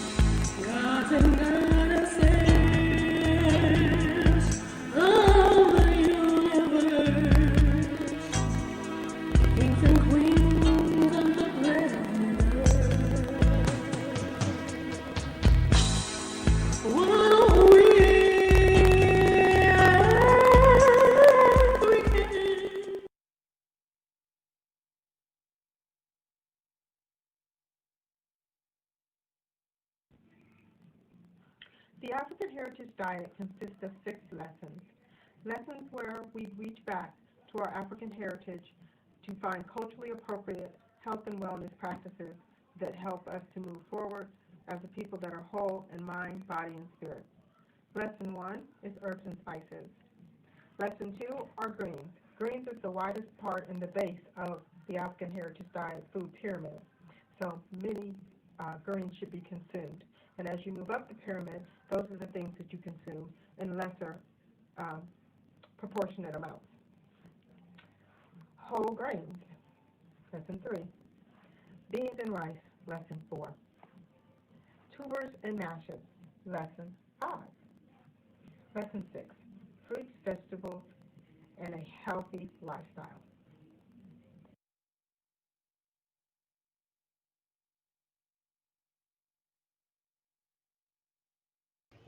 I am a genius. My ancestors were geniuses. My ancestors have made me a genius in all that I think, say, and do. I must declare myself a genius. I am a genius. Whenever I am myself, I practice my geniusness and do great things. All my thoughts, choices, and deeds must express my geniusness. I am a genius. My decisions must always be in the best interest of myself, my family, my people, and my God. Only then will I and everyone I know that I am a genius. I am a genius. At all times, my geniusness must reflect my culture. My geniusness must serve my God. My geniusness must make me be one in love and harmony with my family. My geniusness must protect my people. Yes, at all times I must demonstrate excellence because I am a genius.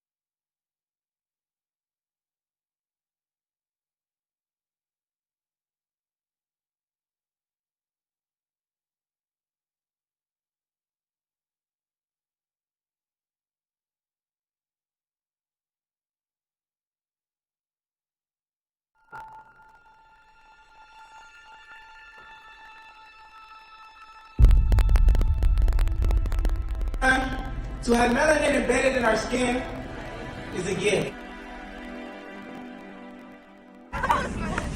Oh my gosh, when I say too black, you say too strong. Too black? Too strong? Yeah.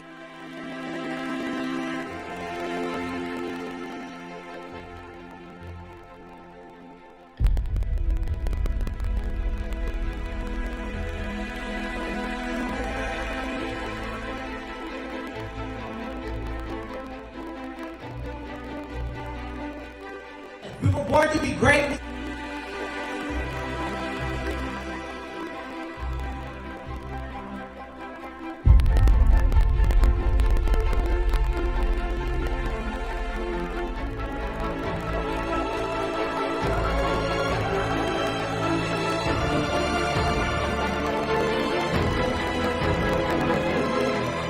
Oh my gosh, when I say too black, you say too strong. Too black.